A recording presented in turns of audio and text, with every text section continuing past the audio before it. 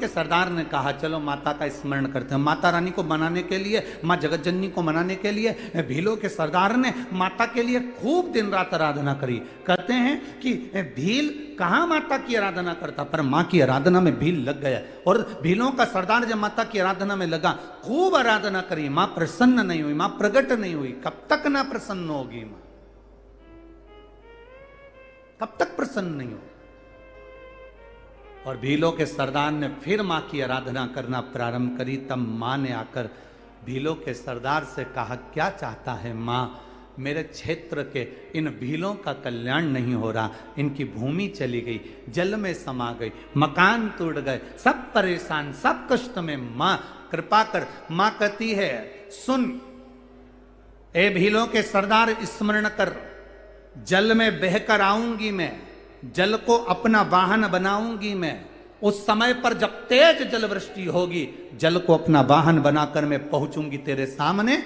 मैं स्वयं मूर्ति के रूप में तैरती हुई पाषाण के रूप में जब दिखूंगी, तब तो मुझे निकाल लेना। अब इतना कहकर माँ तो चली गई। पर माँ जब जल वृष्टि हुई और माँ जल को अपना वाहन बनाकर आई और पानी में बहती हुई माँ का स्वरूप जब दिखा, देखते ही भीलों के सरदार ने सोचा, ये माँ दिख तो रही है, फल भी दिख रहे हैं, फूल पुष्प भी दिख रहे हैं, और माँ सामने से आती हुई नजर भी आ रही है, पर इतने जल में मैं किसको भेजूंगा कि माता का ये स्वरूप तुम निकाल कर लाओ। तो अब सरदार ने विचार कर, अब मैं मां से पूछना भूल गया कि तुम कैसे मुझे प्राप्त होगी। तो उसने मछुआरों को बुलाया और मछुआरों को बुलाकर कहा, जाओ अपने अपने जाल बिछाओ और जाल में माता को लेकर आओ। मां जाल में आती नहीं। भील से कहा, सरदार ये माता तो जाल में आती नहीं। तब भील ने फिर माता की आराधना करी और माँ से प्रार्थना करी, माँ इन मछुआरे के जाल में आप प्रवेश करिए। तब माँ मछुआरे के जाल में प्रवेश कर कर जब आई, तो स्वयं भीलों के सरदार ने उनकी आराधना कर कर कहा, माँ आप कृपा करो। माँ कहती है, कहीं ऊंचे टेकरे पर मुझे विराजमान कर दे। तब माँ को ले जाकर ऊंचे टेकरे पर विराजमान कर दिया। माँ कहती है, सुन सरदार, आज के बाद तेरा क्षेत्र कभी दुखी नहीं होगा, क्योंकि यहाँ मैं बैठी हूं। तब सरदार ने कहा, माँ आप दुर्गा हो, आप आदि शक्ति हो, आप देवी हो, आप लक्ष्मी हो, आप सरस्वती हो, आप काली हो, माँ मैं आपका क्या नाम रखूं? तब सरदार के सम्मुख में माँ कहती है, जो तू मुझे दिल से पुकार लेगा मैं तेरी हो जाऊंगी।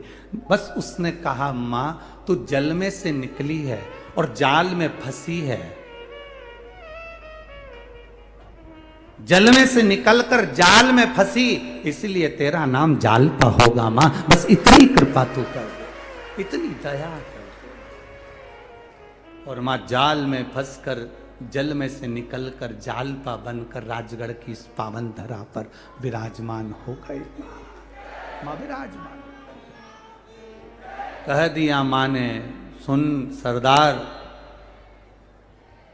जब कोई विघ्न में उलझेगा, जब कोई कष्ट में उलझेगा, तब इस भूमि पर जब पांव रखेगा तो उसकी सारी उलझने माँ कहती है अपने आप कट जाएगी। वो जालपा भवानी, वो जालपा महारानी।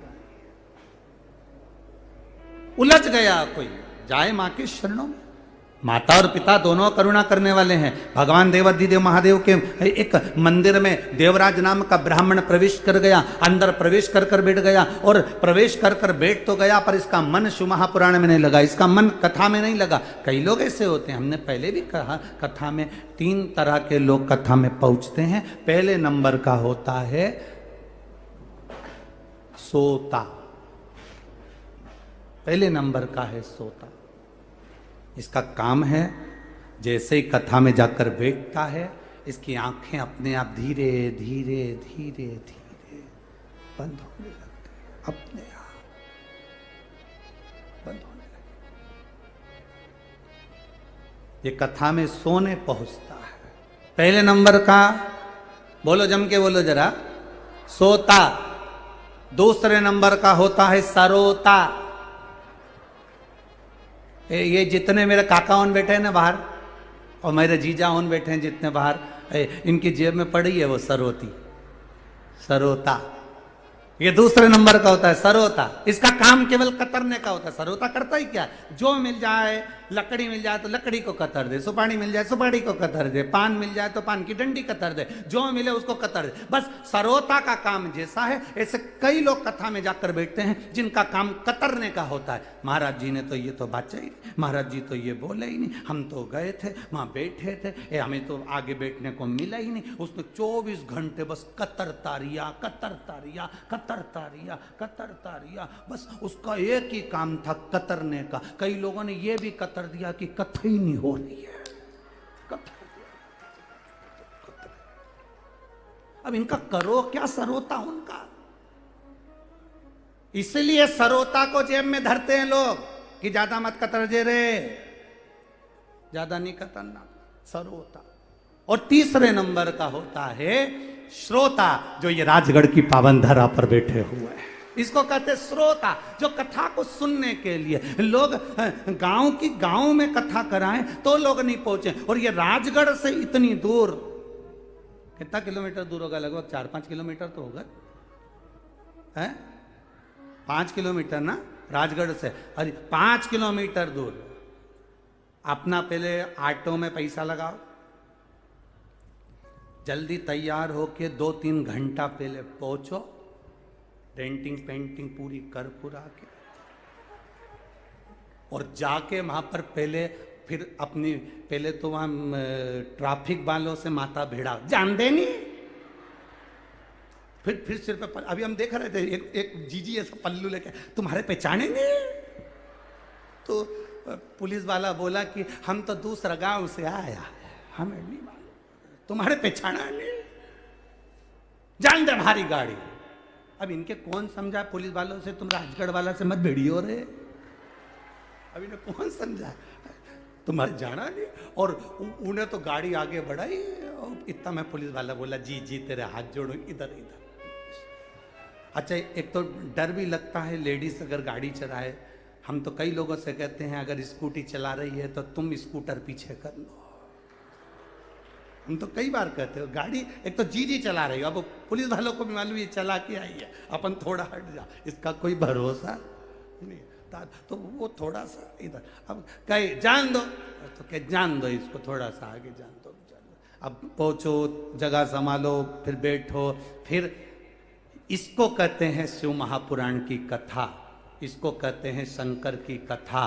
आओ अपने आनंद के साथ भगवान का भजन करते हुए, भक्ति को धारण करते हुए, स्मरण करते हुए, और जो अपने घर से एक आनंद के साथ, एक आनंद की लहर के साथ में शिव महापुराण की कथा सुनने पहुंचता है, भगवान उसके घर में आनंद बरसा देता है। ये शिव तत्व है। एक पत्र आया है, देखिए,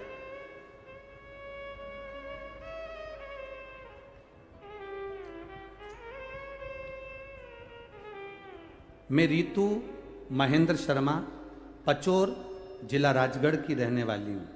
कहीं बैठी हैं? रीतू महेंद्र शर्मा, जिला राजगढ़, पचोर से हैं ये। कहीं बैठी हो तो हाथ हिला सकती हैं। दिख गई क्या? हाथ हिला दो ऐसा एक बार, कैमरे वाले को दिख गई क्या? हाँ ठीक है, एक सा हाथ हिला दीजिए। बच्चे को साथ लेकर आई हैं क्या? देखिए अगर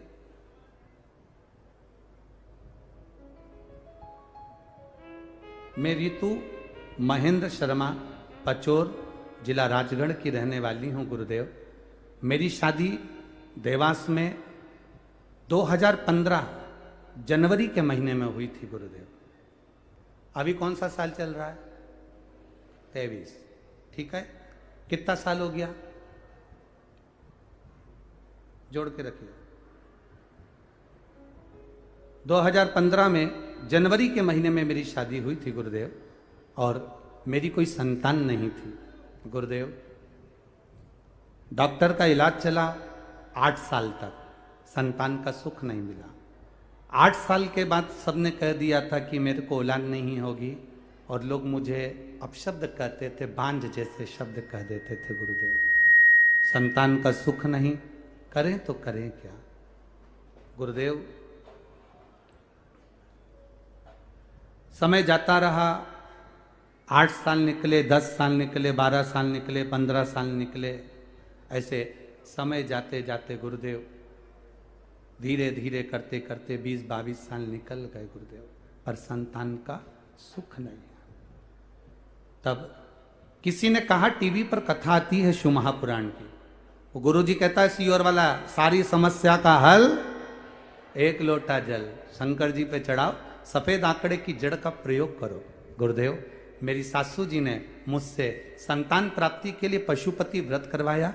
हम लोग सीहोर भी गए, प्रणाम करा, बाबा का कंकर शंकर लाए, रुद्राक्ष लाए और बाबा को कहकर आए, बाबा लगभग 26 से 27 साल हो गए पर औलाद नहीं, बाबा कुछ तो कृपा करो। बाबा की ऐसी करुणा हुई गुरुदेव, हम क्या वर्णन करें।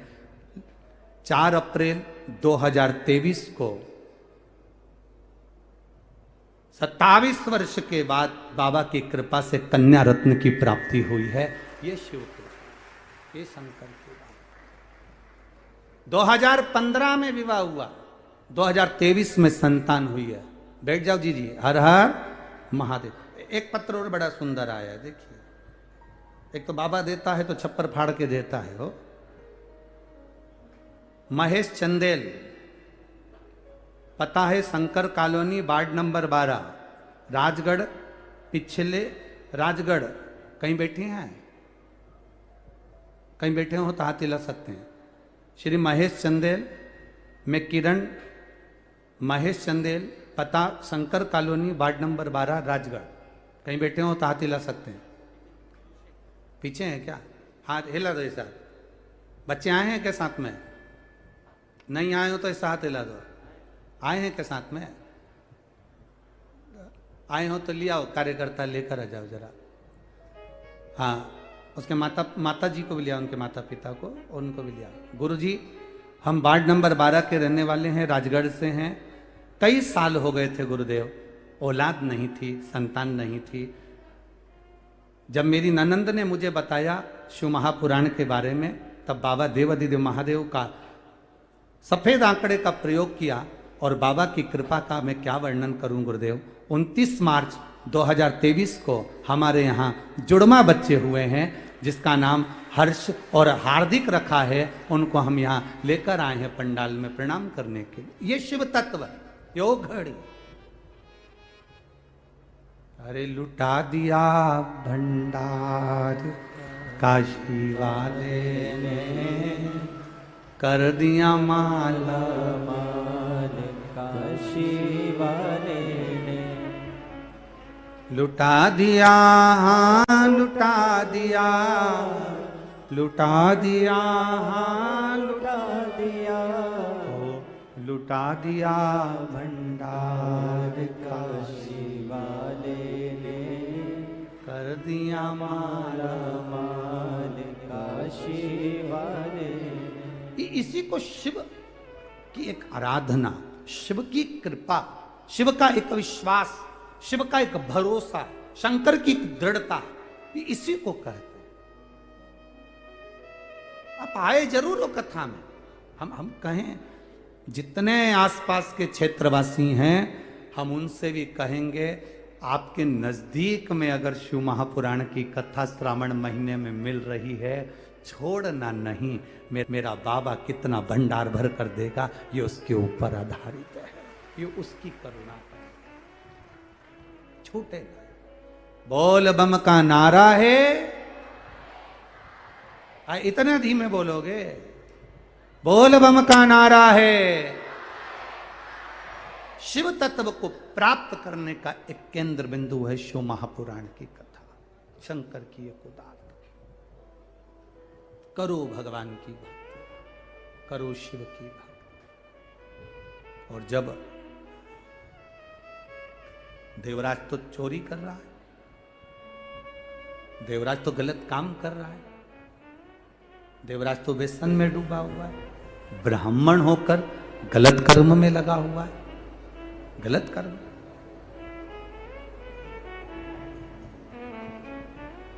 मंदिर में बैठ गया जाकर, चोरी का सामान उसके साथ में,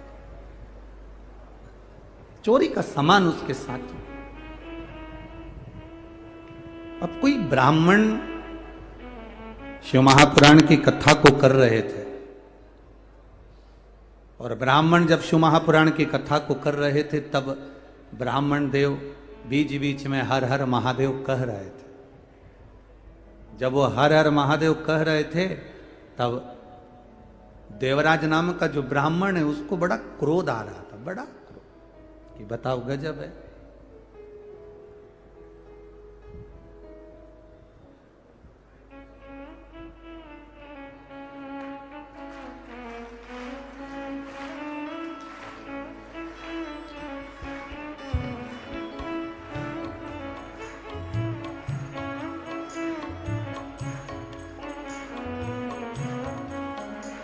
नाम का ब्राह्मण बार बार ब्राह्मण देवता जब कथा करते करते मंदिर में आवाज लगा रहे हैं हर हर महादेव, तो देवराज को बड़ा चिढ़ छूट रहा, बड़ा क्रोध आ रहा। देवराज को ठीक नहीं लग रहा,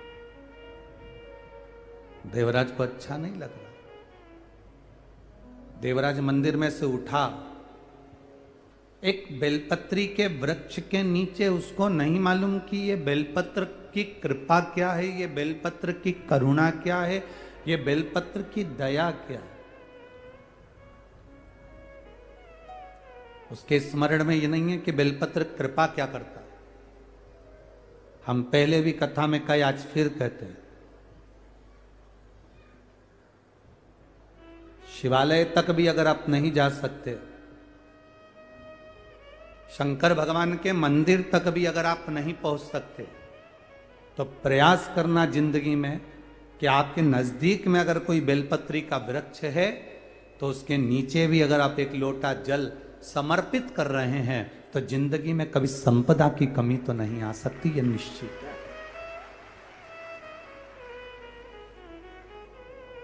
बेलपत्री के एक पत्ते से, एक पत्ते से लेकर बेलपत्री के नीचे की डंडी के डूंठ तक भी बेलपत्री साधारण नहीं। वो सुख प्रदान करने वाली, वो आनंद देने वाली। एक पत्ते से लेकर भी अगर नीचे डंडी के नीचे के डूंठ तक भी देखें तो बेलपत्री करुणा करने वाली, दया करने वाली, कृपा करने वाली शिव कथा कर रही है, शिव महापुराण वर्णन कर रही है।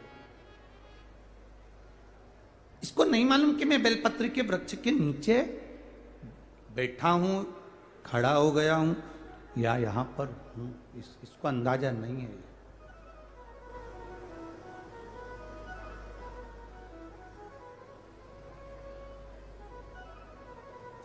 श्वास आखिरी थी, समय आखिरी था, प्राण छूटने का समय आ गया था और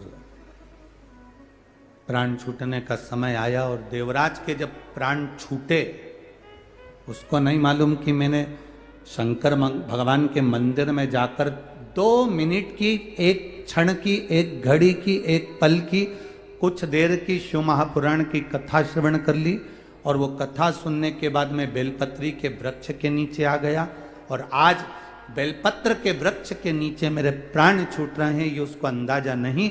बस उसके प्राण गए तो देव अधिदेव महादेव स्वयं नंदी लेकर उस देवराज जो ब्राह्मण है पर चोरी कर रहा था, गलत व्यसन में डूबा था, उसको लेने के लिए शिव स्वयं आ गए, भगवान शंकर स्वयं पहुंच गए। देवराज ने पूछा कि मैं तो ब्राह्मण हूं माना, पर मैंने गलती भी तो करी है, मैंने चोरी करी है, मदिरापान करा है, व्यसन करा है, गलत नारी का संग मैंने कर लिया और आप मुझे परम पद दे रहे हो, आप मुझे कैलाश धाम दे रहे हो, ये बड़ी कृपा नहीं तो क्या है। भगवान शंकर कहें, शिव जी ने देवराज से कहा कि तुमने 1 मिनट की, 1 क्षण की शिव महापुराण की कथा शिवालय में बैठकर श्रवण करी है और बेलपत्री के वृक्ष की छांव में तुम्हारे प्राण छूटे हैं, इसलिए तुम्हें कैलाश का धाम मिल गया है, कैलाश का धाम। मेरी माताओं से निवेदन, मेरी जीजियों से निवेदन, मेरे भाइयों से निवेदन है, प्रयास करना रोड के किनारे, बगीचे में, बाग में, गार्डन में, कहीं पर मंदिर में, देवालय में, शिवालय में, शमशान में, आसपास के क्षेत्र में जहां तुमसे बन जाए, बारिश के मौसम में एक बेलपत्री का पौधा, एक बेलपत्री का वृक्ष अवश्य लगाना, जिससे अपन चले भी जाएं तो बेलपत्री का वृक्ष रहे, उसकी पत्तियां भगवान देवाधिदेव महादेव को चढ़ती रहे, और जो बेलपत्री के वृक्ष के नीचे से निकल कर जाए उसका कल्याण अपने आप हो जाए। एक वृक्ष अवश्य लगाओ, प्रयास करो कि एक वृक्ष हम बेलपत्री के उस एक वृक्ष को अवश्य लगाएं, बेलपत्री का एक पेड़ हम अवश्य लगाएं, एक वृक्ष हम अवश्य लगाएं, प्रयास करिए।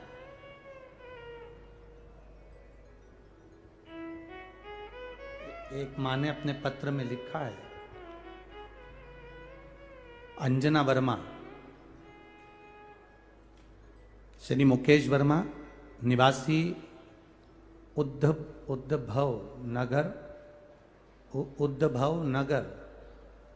उद्धव ही है राजगढ़, उद्धव नगर राजगढ़। कहीं बैठी हैं? कहीं बैठी हो तो हाथ हिला सकती हैं। मेरा नाम अंजना वर्मा है, पति श्री मुकेश वर्मा, निवासी उद्धव नगर राजगढ़, मध्य प्रदेश की रहने वाली हूँ। मेरा मोबाइल नंबर ये है। कहीं बैठी हो? दिख गई? हाथ हिला दीजिए।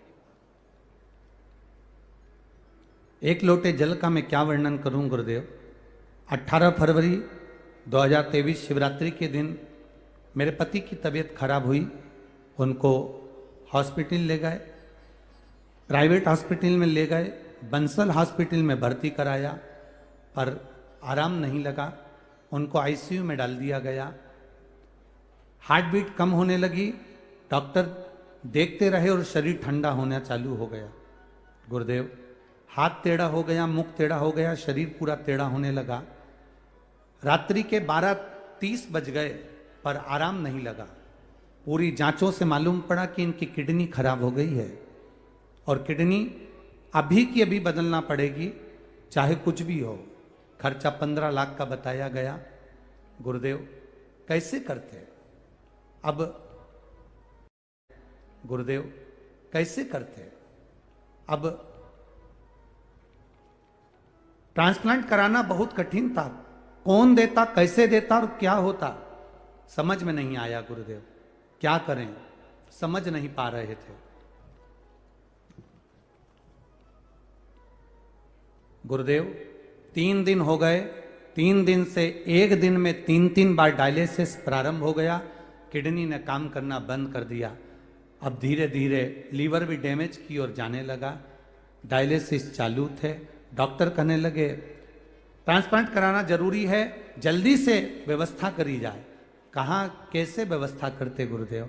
बस हॉस्पिटल से बाहर आए, बाबा से प्रार्थना करने लगे, श्री शिवाय नमस्तुभ्यम जपने लगे। गुरुदेव शिव मंदिर पास में था, वहां से एक बेलपत्र उठाकर लाए। उसके पीछे का डूंठ, आप कहते हो ना, पीछे की डंडी का जो डूंठ लोग फेंक देते हैं, वो डूंठ तोड़कर हमने अपने पति को दिया और उसके किडनी वाली जगह पर शंकर जी पर चढ़ा हुआ जल लगाना प्रारंभ करा। 2 बूंद जल उसके मुख में देना प्रारंभ करा। बाबा का हम क्या वर्णन करें गुरुदेव। जब लेकर आए, डॉक्टर ने कहा इनका डायलिसिस चलता रहेगा जब तक आप ट्रांसप्लांट नहीं कराते। लेकर आ गए और ट्रांसप्लांट के लिए हम तैयारी करने लगे। दूसरी बार 15 दिन के बाद हम वापिस जांच के लिए उनको लेकर गए। बेलपत्री का डूंठ उनके मुख में डालकर पानी पिलाकर जब लेकर गए, डॉक्टर ने कहा ट्रांसप्लांट की जरूरत नहीं है, इनके लीवर किडनी ने काम करना प्रारंभ कर दिया। साथ में आए हैं आपके पति? आए हैं? हाथ हिला दो भैया जी आप भी। हाँ, अब ठीक है श्वास। हर हर महादेव। बैठिए। श्री शिवाय नमस्तुभ्यम। विराजिए। शिव तत्व इसी को कहते।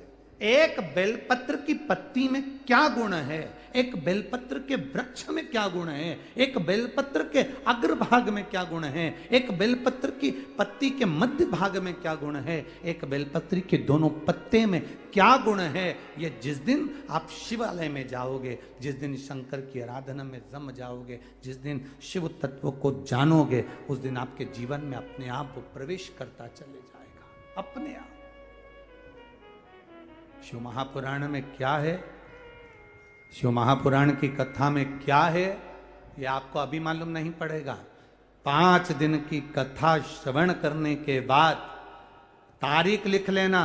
मैंने किसी प्यासे को पानी पिलाया, मैंने किसी भूखे को भोजन कराया, और मैंने 2 मिनट की, 5 मिनट की, 15 मिनट की, 20 मिनट की शिव पुराण की कथा पंडाल में बैठकर बाबा के इस पावन शंकर भगवान की शिव पुराण की साक्षी में बैठकर श्रावण महीने में श्रवण करी।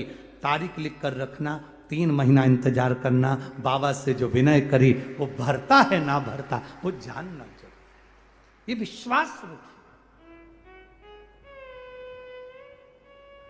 खाली न जाता कोई दर से तुम्हारे, मैं भी पड़ा हूँ नंदी बाहे पसारे, अपने हृदय से लगा लो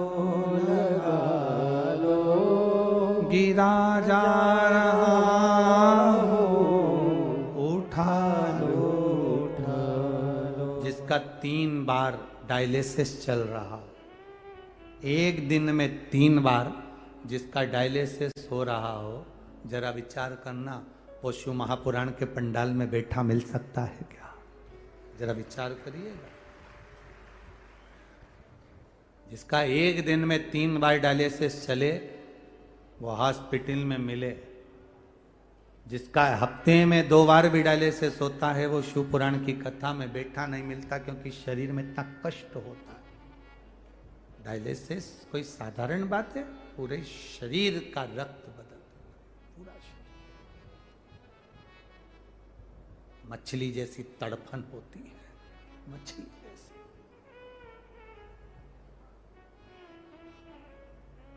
पर दोनों पति पत्नी के चेहरे की प्रसन्नता देखिएगा, दोनों के चेहरे की प्रसन्नता देखिएगा कि बाबा ने उनको कितना लुटा कर दे दिया। ये शिव तत्व ही तो क्या, कितना दिया, ये सहजता नहीं। देवराज को मालूम नहीं था कि मैं यहाँ पर बैठा हूँ, मैं शंकर जी के मंदिर में बैठा हूँ, या मैं शिवालय में बैठा हूँ, बेलपत्री के वृक्ष के नीचे बैठा हूँ। ये देवराज को स्मरण में नहीं था, ये देवराज जी के स्मरण में नहीं था। पर शंकर भगवान जब देवराज जी के लिए नंदी लेकर आए, तब देवराज ने कहा, मेरे लिए नंदी? हाँ, मैंने पुण्य कौन सा करा है? शंकर भगवान कहते हैं, ये तेरा पुण्य नहीं, तेरी माता का पुण्य है। तेरी माता ने 1 लोटा जल मुझे बहुत चढ़ाया है, उसका पुण्य पूरे परिवार को प्राप्त हो गया, जिस तेरा कल्याण हो गया। आज अगर तिवारी परिवार कथा करा रहा है, आशीष तिवारी जी अगर कथा करा रहे हैं, आदरणीय श्री हरिचरण तिवारी जी अगर कथा करा रहे हैं, इनका परिवार अगर कथा करा रहा है, तो ये जान लेना कि ये इनका तो पुण्य है, पर इनके दादा परदादा ने कोई शिव की आराधना करी होगी, और वो शिव की आराधना का पुण्य आज शिव महापुराण की कथा श्रावण के रूप में प्राप्त हुआ है, श्रावण के रूप में प्राप्त हुआ। और आप इतनी संख्या में अगर बैठे हो, अपना अपना घर दरवाजा छोड़कर अगर यहां तक आए हो, अपना द्वार छोड़कर तुम कोई ब्यावरा से, कोई राजगढ़ से, कोई खिलचीपुर से, कोई नरसिंहगढ़ से, कोई श्यामपुर, कोई कुरावर, कोई ग्वालियर, ना जाने कहां कहां से आकर यहां बैठे हुए, कोई गुना से, कोई रूठियाई से, ना जाने कहां कहां से आकर यहां बैठे हुए हो, तो ये विचार मानकर बैठना, आप अपना दरवाजा छोड़कर बाबा की कथा में आए हो, तो बाबा भी कैलाश छोड़कर आपके दरवाजे पर खड़ा मिलेगा। यह विश्वास का होना चाहिए, यह दृढ़ता होना चाहिए। अपनी शिव भक्ति का एक आनंद अपने भीतर प्रकट करिए। शिव भक्ति।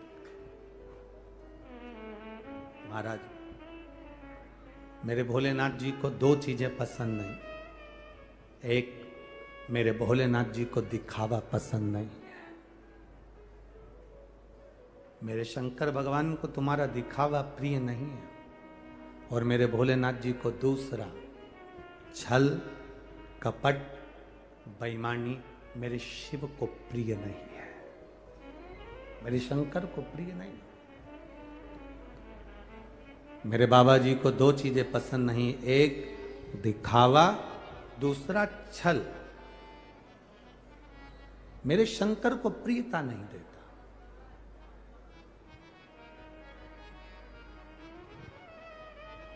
शिव जी का एक नाम है भोला। शिव का एक नाम भोला। भोला का मतलब है कि जिसके अंदर छल नहीं है, जिसके अंदर दिखावा नहीं है, जो सहज है, सरल है।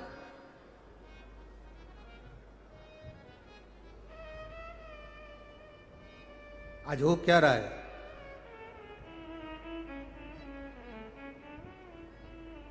भारत की भूमि पर रहने वाले साधारण मनुष्य नहीं, भारत की भूमि पर रहने वाले मानव को, मनुष्य को, भारत की भूमि पर रहने वाले मनुष्य को, इंसान को आज विदेशी विधर्मी आज अगर बर्बाद करने की कतार पर लाकर खड़ा कर रहे हैं, तो वो केवल उनके संस्कारों को तोड़कर, उनकी सभ्यता को तोड़कर और उनके सनातन धर्म को खंडित कर कर, उसको तोड़कर कैसे ना कैसे विधर्मी अपने अंदर प्रवेश कराना। एक बात कहेंगे, ये जितने दुश्मन है ना, इनको तो सेना रोक लेती है।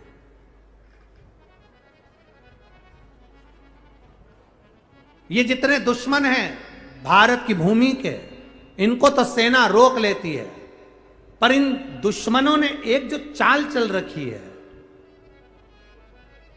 फैशन और भोजन, उन्होंने अपना देना प्रारंभ कर दिया। सेना दुश्मन को रोक लेगी, पर फैशन और भोजन को सेना नहीं रोक पाएगी। फैशन और भोजन को, ये विधर्मियों के फैशन को, ये बाहर से आए हुए फैशन को और बाहर से आए हुए भोजन को हमें रोकना पड़ेगा। जब हम रोकेंगे तो हमारा राष्ट्र और मजबूत होगा, हमारा देश और मजबूत होगा।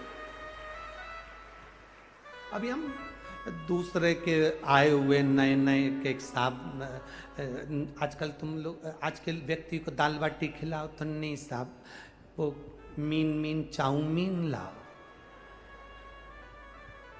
ये दूसरे का भोजन। इनको अगर आलू का पराठा दो सुंदर आनंद से, बच्चों को कह दे, माँ क्या रे, क्या है मम्मी, आज मेरा जन्मदिन है, आज जन्मदिन है, चल शाम को मैं दाल बाटी बना दूंगी। अरे मम्मी दाल बाटी।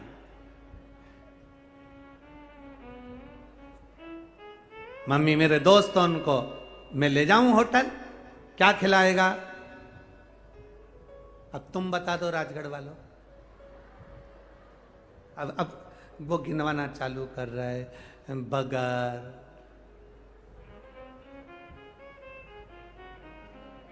कुत्ता, क्या बोलते हैं, कुत्ता, कुत्ता, हॉट डॉग,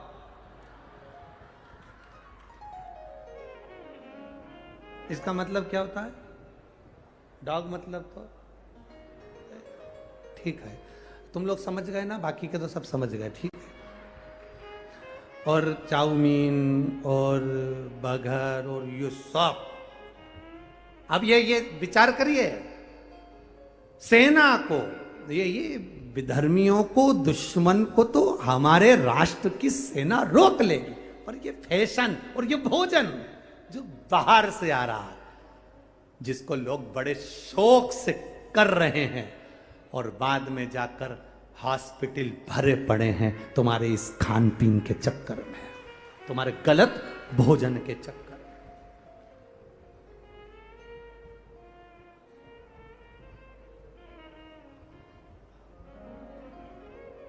कहां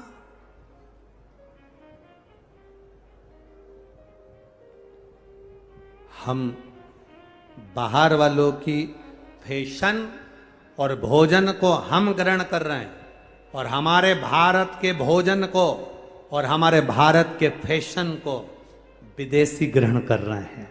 जरा ध्यान रखिए, हमारे यहाँ का भोजन, हमारे यहाँ का कल्चर, हमारे यहाँ की व्यवस्था बाहर वालों को पसंद आती है। विदेशी लोग दाल बाटी चूरमा खाना पसंद करते हैं, इतने खुश हो जाते हैं कि क्या भोजन मिला। और हमारे घर के बच्चों से कह दो जन्मदिन है, हाँ मैं शाम को दाल बाटी बना दूंगी, शाम को मैं ये बना दूंगी, पूरन पोली बना दूंगी, मालपुआ बना, ना ना माँ हम ये नहीं खाएंगे, मेरे दोस्त ये नहीं खाएंगे, हम तो होटल जाएंगे, होटल में जाकर हम ये फालतू फालतू आइटम खाएंगे। बीमार पड़ गए, पड़े रहे, हॉस्पिटल चले गए। और जरा विचार करिए हम किस ओर जा रहे हैं, हम किस मार्ग की ओर जा रहे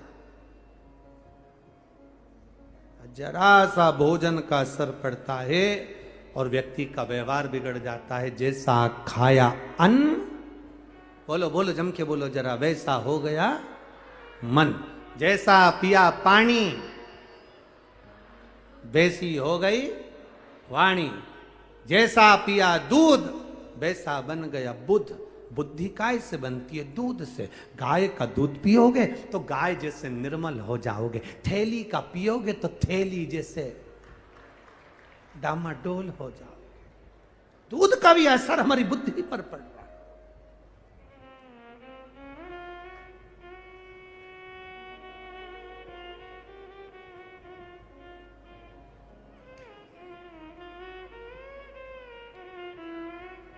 हम जैसा अन्न ग्रहण कर रहे हैं, मेरे देवादिदेव महादेव को रिझाने का सबसे सुंदर तरीका, मेरे शंकर भगवान को पाने का सबसे सुंदर तरीका, बन जाए शिव की आराधना करिए, बन जाए शंकर की आराधना करिए। और आपसे पहले भी कहा, शिव जी के मंदिर में जाकर एक लोटा जल जब हम समर्पित करते हैं और थोड़ा सा जल का आचमन हम करते हैं, तब हमारा चित्त, हमारी वृत्ति और हमारे शरीर के ना जाने कितने रोग, कितने दुख, कितने कष्ट केवल आचमन करने से चले जाते हैं। शंकर भगवान के जल को पीने से चले जाते। कितने दुख, कितने कष्ट, कितने रोग, कितनी बीमारियां अपने आप समाप्त हो जाए।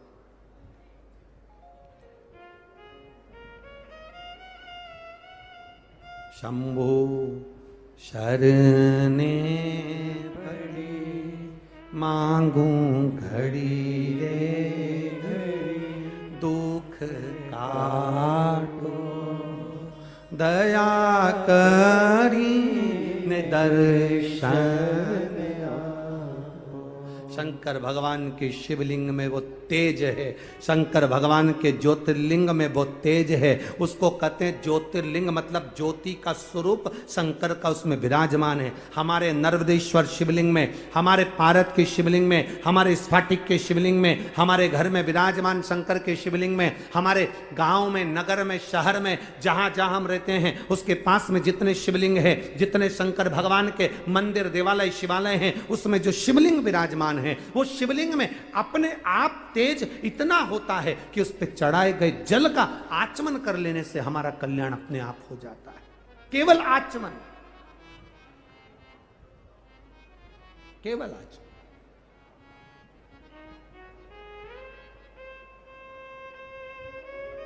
कई लोग आपके बहुत आएंगे, कहेंगे भी शंकर भगवान पे चढ़ा हुआ जल मत पियो, लोग कहेंगे। कई आएंगे कहेंगे शंकर भगवान का स्पर्श ना करिए। उनको एक बार गीता प्रेस गोरखपुर की शिव महापुराण खरीद कर उनको एक बार भेंट जरूर करना और कहना, गुरुदेव इसकी विद्येश्वर संहिता को एक बार पढ़कर जरूर देखना। उसमें लिखा है, जो नारी पुरुष शिव जी पे चढ़े हुए जल का आचमन करता है, उसके 3 ताप समाप्त हो जाते हैं, वो जिंदगी में अग्रण्य हो जाता है। शिव महापुराण के अंतर्गत लिखा है, जो नारी पुरुष गंधर्व देव असुर नरचर जितने भी हैं संसार में रहने वाले, जितने मानव हो, गंधर्व हो, देव हो, असुर हो, जिस प्रवृत्ति का हो, चाहे वो किस स्वभाव का है, अगर वो देवादिदेव महादेव के शंकर भगवान के शिवलिंग का अभिषेक कर रहा है, पूजन कर रहा है, अर्चना कर रहा है, एक बेलपत्र समर्पित कर रहा है, चाहे वो नारी हो, पुरुष हो, गंधर्व हो, स्त्री हो, कोई किन्नर हो, आदिक हो, अगर वो स्तुति कर रहे हैं, अर्चना कर रहे हैं, स्मरण कर रहे हैं, उस पर एक बेलपत्र समर्पित कर रहे हैं, शिव महापुराण के विद्धेश्वर संहिता में लिखा है, उसको कभी संसार में आकर दूसरा जन्म नहीं लेना पड़ता, उसका मोक्ष निश्चित हो जाता है। केवल शिव आराधना का फल ये है।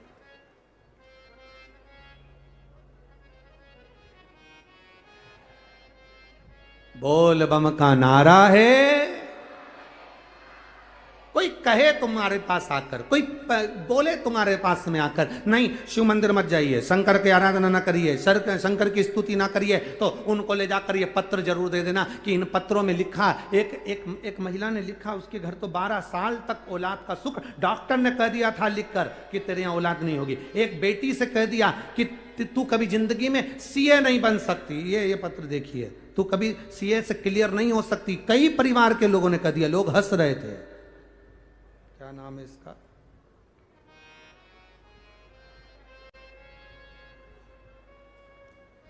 अशोक कुमार जायसवाल, ग्राम बैजनाथपुर, संबोर, जिला भागलपुर, बिहार की रहने वाली हूं। कहीं बैठी हो? भागलपुर बिहार। कहीं बैठी हो तो हाथ हिला सकती हैं, आप ही हैं, हाथ हिला दीजिए। अशोक कुमार जायसवाल, ग्राम बैजनाथपुर, संबोर, जिला भागलपुर, बिहार से आई हूं। मेरा मोबाइल नंबर ये है। गुरुदेव, बाबा की शिवरात्रि की पूजन का हम क्या वर्णन करें। जो आपने पार्थिव शिवलिंग का पूजन कराया था गुरुदेव 2021 में, 2022 में, बाबा की बड़ी करुणा है गुरुदेव। पहले रोटी से भी मोहताज थे, बाबा की कृपा से बाबा ने संभाल लिया, बिजनेस व्यापार सब बाबा ने दे दिया गुरुदेव। हम वर्णन क्या करें। गुरु पूर्णिमा का महोत्सव कुबेरेश्वर धाम भी हम गाए और बाबा से निवेदन कर कर आए। मेरी बेटी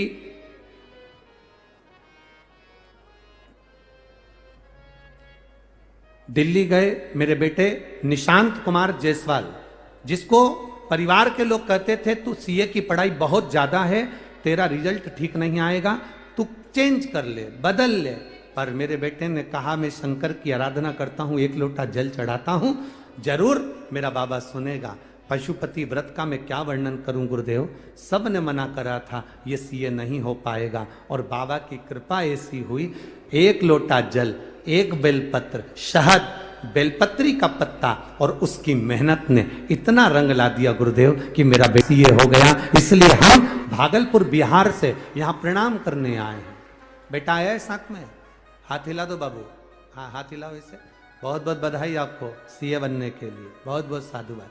हम भागलपुर बिहार से आए हैं गुरुदेव। हमने कहा था जब सीए बन जाऊंगा, जहां कथा होगी वहां पहुंच जाऊंगा। बाबा की कृपा, शिव तत्व, बैठिए बाबू, श्री शिवाय नमस्तुभ्यं। शिव तत्व इसी को कहते हैं, आपका विश्वास, आपकी दृढ़ता, आपकी लगन और साथ में आपका कर्म और आपकी मेहनत रंग जरूर लाए। आप करो दिल से मेहनत, आप करो दिल से पढ़ाई, आप करो दिल से मेहनत, आप करिए दिल से अपना कर्म, और कर्म करते करते मेरे देवादिदेव महादेव को एक लोटा जल जब हम चढ़ाते हैं, चढ़ाते समय शिवलिंग से वो जल का स्पर्श होता है। जल का स्पर्श तांबे के लोटे में जाता है, तांबे के पात्र में जब शिवलिंग पर जल चढ़ाते हैं, जैसे एक साधारण भाषा में अपन ले लो कि कहीं पानी पड़ा हुआ है और ऊपर से करंट का तार आ रहा है, पानी का तार में कनेक्शन हुआ तो उसमें करंट उतर जाता है। शिवलिंग का जो तेज पुंज है, जल चढ़ाते समय नारी पुरुष गंधर्व स्त्री देवता जो भी अगर शिवलिंग पर जल चढ़ाता है, तांबे के लोटे से जब जल चढ़ाया जाता है, उसकी तरंग शिवलिंग में से निकलकर उसके तांबे के पात्र से उसके शरीर में चली जाती है, और शरीर में गई तो उसका कल्याण अपने आप हो जाता है। शिवलिंग के तेज को हम प्राप्त कर लेते, शंकर भगवान के तेज को हम प्राप्त कर रहे हैं। ये जो राजगढ़ में कथा हो रही है, इसका नाम भी तेज शिव महापुराण कथा है। हम शिव के तेज को प्राप्त कर रहे हैं।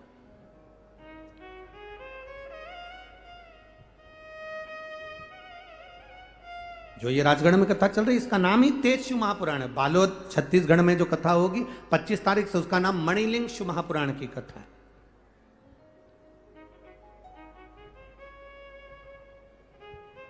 हम शिव के तेज को प्राप्त कर रहे हैं और ये तेज कोई साधारण है। मां अंजना माता ने अपने पति केसरी जी से कहा, स्वामी महाराजा केसरी से कहा, मेरे संतान नहीं है। मां अंजना कह रही है, संतान का सुख नहीं है मेरे को,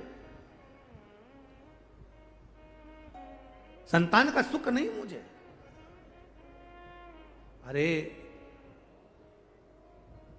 तुम्हें तो साधुवाद देना चाहिए आशीष तिवारी जी को, जिन्होंने सावन के महीने में शिव महापुराण को पकड़कर यहां सुंदर बाबा के इस कथा को श्रावण महीने में लेकर ये मां चालपा की पावन धरा पर आ गए। ये शिव की कृपा नहीं तो क्या है, ये शिव भक्ति नहीं तो क्या है।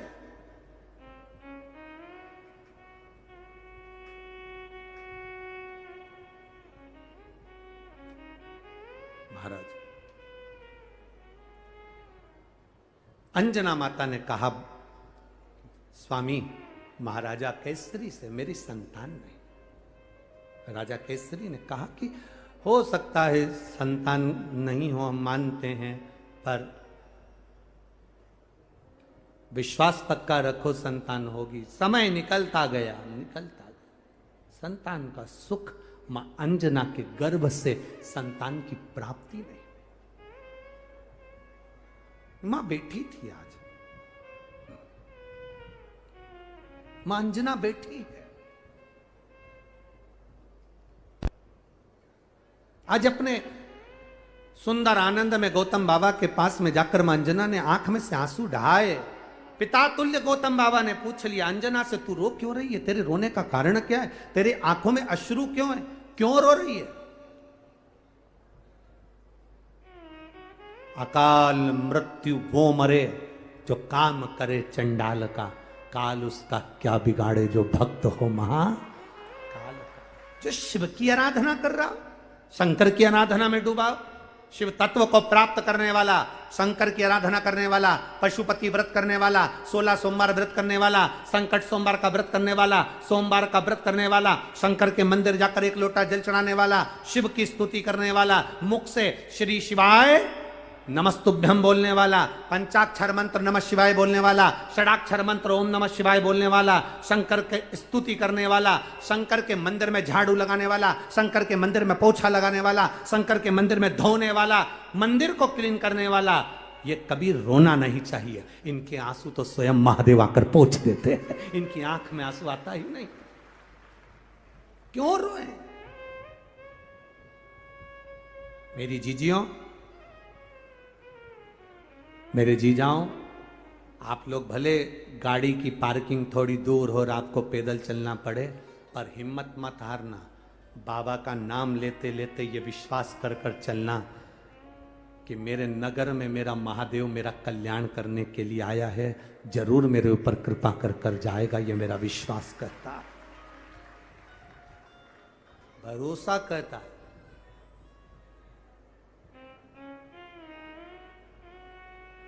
एक कथा,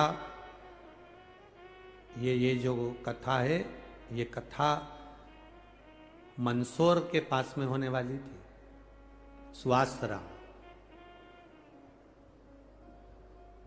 ये कथा मंदसौर के पास सुवासरा में होने वाली थी।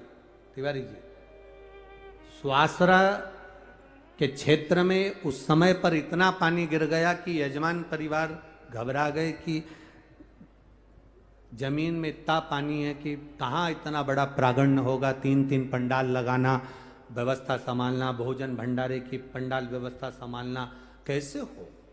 तो उन्होंने सूचना दी कि गुरुजी से कहो ना कि आगे कोई कथा की तारीख हो। तो उनको जो तारीख मिली वो 2027 की मिली, 2027 की तारीख मिली, क्योंकि 26 तक तो कोई खाली था। इतने में आशीष जी सीओर पहुंच गए और ये आए थे दर्शन करने बाबा के, और कुबेर भंडारी के दर्शन करने आए और समीर जी से, आशीष जी से इनका मिलना हुआ। और तब वो वहाँ पर मिलते मिलते आकाश जी से फिर बात करते करते कहा कि कथा तो इतने में मुख से निकल गया, श्रावण में करा सकते हो क्या, 5 दिन ही है, स्वास्थ्य कैंसिल हुई है। अब पहले विचार कर लेना, पानी बहुत है, अब पानी है तो व्यवस्था करने में थोड़ा तकलीफ होगा। आशीष तिवारी जी ने कहा कि गुरुजी महाराज जी से बोलिएगा अगर भोलेनाथ चाहेगा और माँ जालपा को कराना होगा तो राजगढ़ हो जाएगा। ये शब्द अब कथा कराने वाली माँ जालपा, इसीलिए उन्होंने इस पत्र में लिखा संपूर्ण राजगढ़ वासी इसके यजमान। इन्होंने पत्र में लिखा है संपूर्ण राजगढ़ वासी इसके यजमान, तो ये कराने वाली है। और वो कथा स्वासरा की कहीं भोलेनाथ को आप लोगों की झोलियां खुशियों से भरना होगी, तो ये कथा यहाँ, ये तो आपका भाग्य। आप इसलिए तो हमने कहा पे कथा शुरू होते समय कह दिया था अपने अपने घर जाके नजर उतर।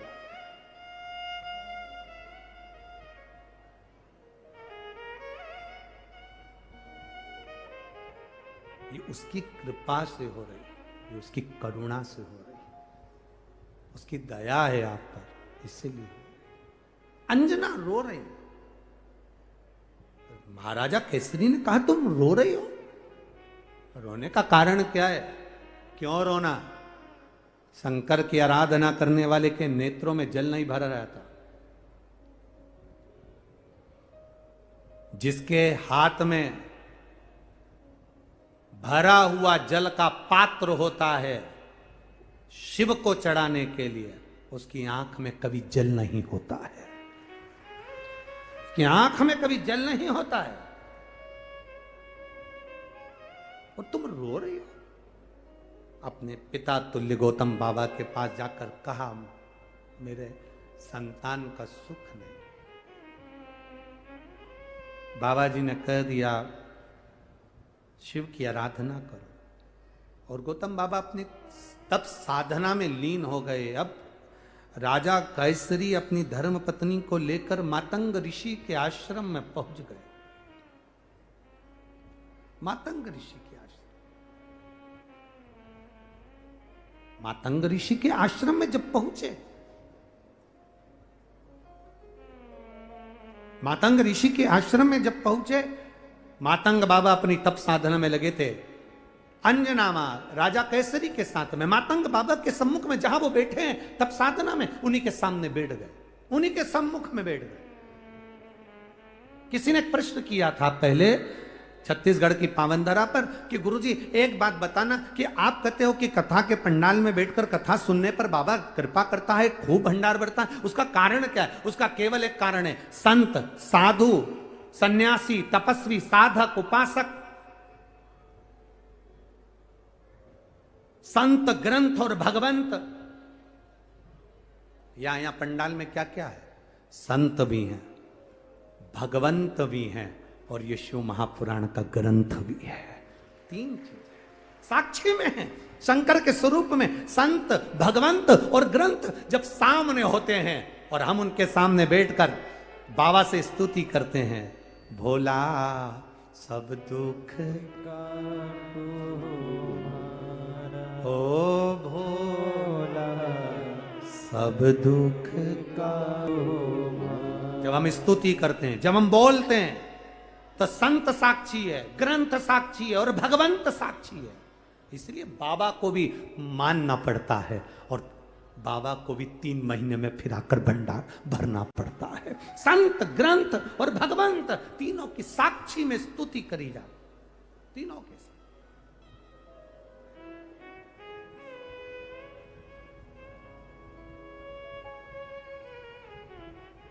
अंजना मां रो रही, मातंग ऋषि के सामने बैठी, नेत्र में जल, आंखों में अश्रु। एक नजर कृपा की कर दो ओ भोले त्रिपुरारी, निर्धन की झोली भर दो हो भोले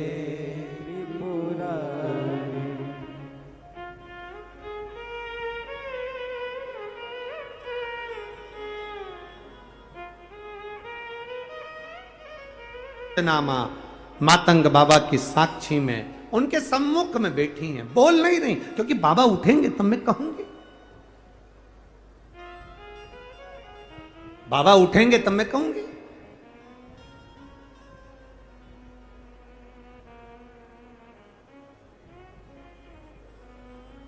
एक किसी ने कहा था, गुरुजी लोग मंदिर से जब जाते हैं, शिवालय से जाते हैं, राम मंदिर से जाते हैं, कृष्ण मंदिर से जाते हैं, भगवान नारायण के मंदिर से जब जाते हैं, तो दरवाजे के पास देहली की सीढ़ी पर या आसपास में 5 मिनट, 2 मिनट, 1 मिनट लोग भगवान के दरवाजे पर क्यों बैठते? उनके बैठने का कारण क्या है? किस लिए बैठते? शिव महापुराण का ये चरित्र ध्यान रखना, माता अंजना का कथा, तेजपुंज शिव महापुराण की कथा जो राजगढ़ क्षेत्र में चल रही है, इसका स्मरण करिएगा। इसमें वर्णन आता है, मां अंजना जब मातंग बाबा उठे, उनके सम्मुख में जो रज थी, उस रज को मां अंजना ने अपने सिर पर चढ़ाया, अपने गर्भ से लगाया और प्रार्थना करी, बस कृपा करिएगा, जिस कारण मेरी झोली भरने के लिए मैं आपके चरणों में आई हूं, आपसे बोल नहीं पा रही, पर आपकी रज से कह रही हूं कि मेरी करुणा कृपा करना। हम मंदिर की देहली पर, मंदिर के चौखट पर, मंदिर की सीढ़ी पर, मंदिर के द्वार पर, हम मंदिर से निकलते समय इसलिए बैठते हैं, वहां जो रज पड़ी है, वहां जो धूल पड़ी है, वहां जो भूमि पर, जमीन पर जो रज पड़ी है, वो रज हमारे शरीर से लगे और उस जगह पर बैठकर हम जब बाबा से अपने दिल की बात कहें तो बाबा उसको स्वीकार करे, उस रज की मूलता को हम जान जाए। हम आपसे भी कहेंगे, यहां जितने भी लोग कथा श्रवण कर कर जाएं, 4 बजे अगर कथा पूरी हो, कर्पूर गौरम हो, आरती पूर्ण हो, जब आप जाएं, बाबा की इस पावन रज को जहां बैठे हो, उसकी थोड़ी सी रज को अपने मस्तक पर लगा कर जाना, क्योंकि कंकर शंकर की शिव महापुराण की कथा चल रही। उस रज को लगा कर जा, करो प्रार्थना उससे।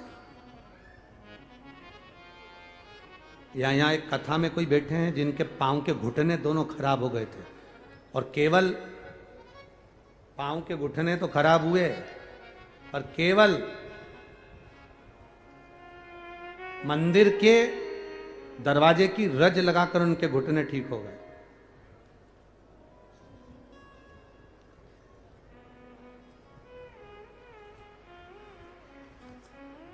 कहीं बैठे हो तो हाथ हिला सकते हो, हम पत्र तो ढूंढ ही रहे हैं।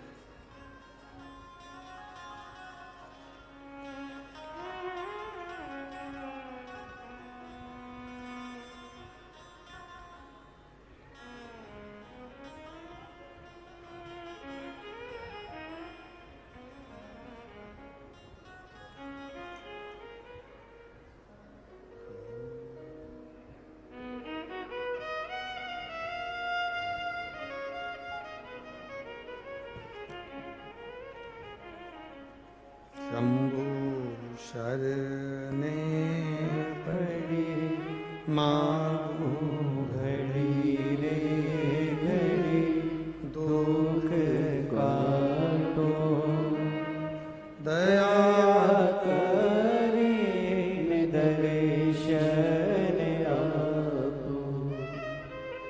दीप्ति कमल खस, दीप्ति कमल खस ब्यावरा राजगढ़ से हैं। कहीं बैठे हो तो हाथ हिलाइएगा। आप ही हैं? दोनों हाथ हिला दो एक बार ऐसे, हाँ ऐसे हिला दो। ब्यावरा राजगढ़ से हैं। मोबाइल नंबर ये है, गुरुजी 1 लोटा जल और शिव के मंदिर की रच का क्या वर्णन करूं। 2019 से दोनों घुटने में दर्द था, सूजन थी, डॉक्टर ने ऑपरेशन का बोला था, नीचे नहीं बैठ सकती थी। डॉक्टर को दिखाया तो वो ऑपरेशन का बोले, नीचे नहीं बैठ सकते थे। तब हम क्या वर्णन करें गुरुदेव, केवल उस समय हम आपकी कथा नहीं सुनते थे, यूट्यूब पर किसी ने लिंक भेजी थी कि मंदिर की चौखट की रज भगवान शंकर पर चढ़ा हुआ एक जल चढ़ा हुआ आचमन हमारे शरीर के रोग मिटा देता है। गुरुदेव बाबा की कृपा का मैं क्या वर्णन करूं।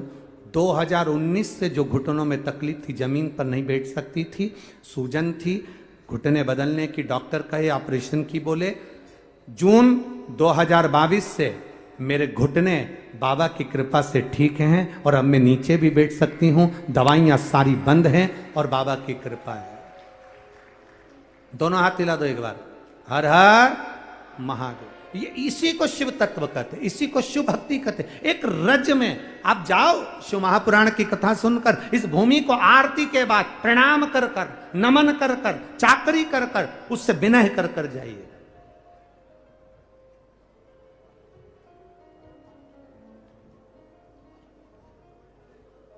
उसे कह कर जाइए, वो संभाल लेगा। शंभो शरणे पड़े मांगू घड़ी रे घड़ी, दुख काटो दया करी निदर्शन। अंजना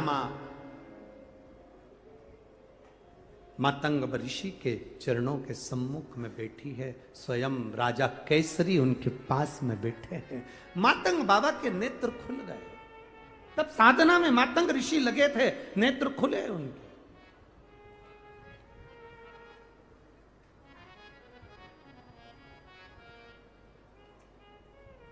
और मातंग ऋषि के जब नेत्र खुले, मातंग बाबा के जब नेत्र खुले तो उन्होंने अंजना को देखा और केसरी को देखा तो पूछ लिया, आज महाराजा केसरी यहां है? आज महाराजा केसरी और यहां आप यहां आए, क्या बात क्या है, कैसे आना हुआ, क्या कारण?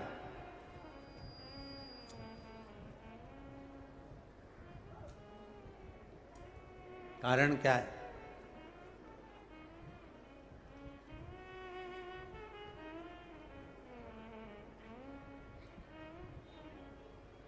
मंदिर जाओ तो प्रसाद की ललकता बिल्कुल मत रखो। क्या लेने की ललकता मत रखना? प्रसाद। मंदिर जाओ तो मंदिर के भक्तों के चरण की रज लेने की ललकता रखना, जिससे हमारा कल्याण। मंदिर जाओ तो भगवान के चरण की रज। ये जहां कथा हो रही है इसी के सामने बाबा राम सा पीर, मेरा रामदेवरा वाला, मेरा रामदेव बाबा, मेरा राम सा पीर के लिए यहाँ सामने लोग भंडारा लगाए बैठे हैं। गुजर समाज गए, तवर समाज, तो वो भंडारा लगाए बैठे हैं। आप राजस्थान के क्षेत्र नहीं, मध्य प्रदेश का क्षेत्र, जहां जाओ मां राम सा पीर के भक्तों के लिए लोगों ने अलग अलग जगह पर भंडारे लगाए रखे हैं। जरा ध्यान लगाना, अंदाजा लगाना कि जो भंडारा कर रहे हैं, जो भंडारा चला रहे हैं, राम सा पीर के जाने वाले भक्तों के लिए, मेरे रामदेवरा जाने वाले भक्तों के लिए जो भोजन करा रहे हैं, उसको क्या मिल रहा होगा? उसको केवल एक चीज मिल रही है कि रामदेवरा जाने वालों के चरण की रज प्राप्त हो रही है, जिससे उसका कल्याण हो रहा है, जिससे उसका उद्धार हो रहा है, जिससे उसका आनंद हो रहा है। आपको क्या मिल रहा है? आप आओ कथा में, कथा सुनी, जाओ तो यहां से जाते समय तुम्हारे शरीर में जो इस रज का, इस मिट्टी को जो तुम्हारे कपड़े में लगी है, रज जो लगी है, यह हमारे घर तक जाती है। ना जाने कितना कल्याण कर देती, कितना उद्धार, कितनी करुणा कर देती। अंजना मातंग बाबा के नेत्र खुले और मातंग ऋषि ने माता अंजना जी को देखा और अंजना माता को देखकर मातंग ऋषि ने पूछ लिया, राजा केसरी क्या बात है, आज आप इस कुटिया में कैसे आना हुआ? राजा केसरी ने कहा कि मेरी धर्म पत्नी को संतान का सुख नहीं।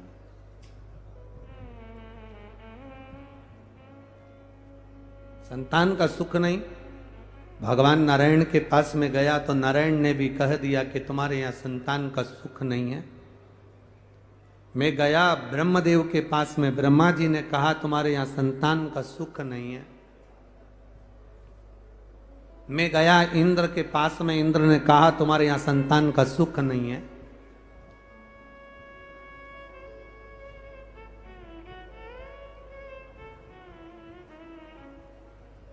अब मैं करूं तो करूं क्या?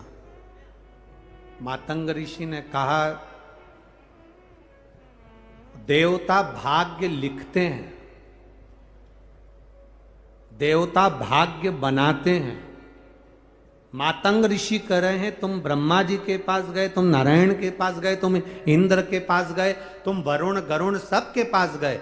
देवता का काम है भाग्य लिखना, भाग्य बनाना, पर बने हुए भाग्य को, लिखे हुए भाग्य को पलटने की जवाबदारी केवल एक के पास है, और वो देवाधिदेव महादेव के पास है। वो पलट देता, वो भाग्य पलट देता तुरंत।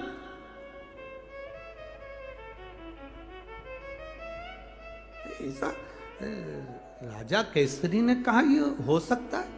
ब्रह्मा जी की लेखनी में, ब्रह्मा जी ने अपनी पुस्तक में दिखाया मेरे को कि अंजना के गर्भ संतान नहीं है। ये ब्रह्मा जी अपनी लेखनी में दिखा रहा है, विधाता अपनी लेखनी दिखा रहा है कि अंजना माता की गर्भ से संतान नहीं होगी, अंजना माता के कोई संतान का सुख नहीं है, केसरी के घर में कोई संतान का सुख नहीं। ये उन्होंने, विधाता ने लिखा हुआ दिखा दिया, ब्रह्मा जी ने लिखा हुआ दिखा दिया।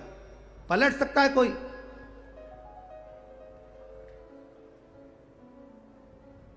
जिस पर दुनिया हंसती है, एक दिन वो ऐसा काम कर कर दिखा देता है कि जिंदगी में दुनिया के लोगों के मुख भी बंद हो जाते हैं। जो हंसता है किसी पर, इसीलिए निवेदन करते हैं कि जरा हंसो, सावधानी से हंसो।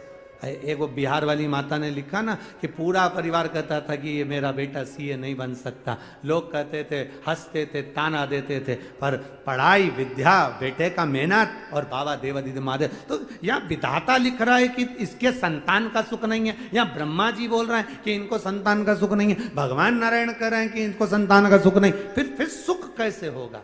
तो मातंग ऋषि ने कहा ब्रह्मा जी का काम है लिखने का, विधाता का काम है बताने का, भगवान नारायण का काम है मार्ग दिखाने का। अब उनने लिख दिया है तो कभी कभी लिखे को भी चेंज करना पड़ सकता है, कभी कभी।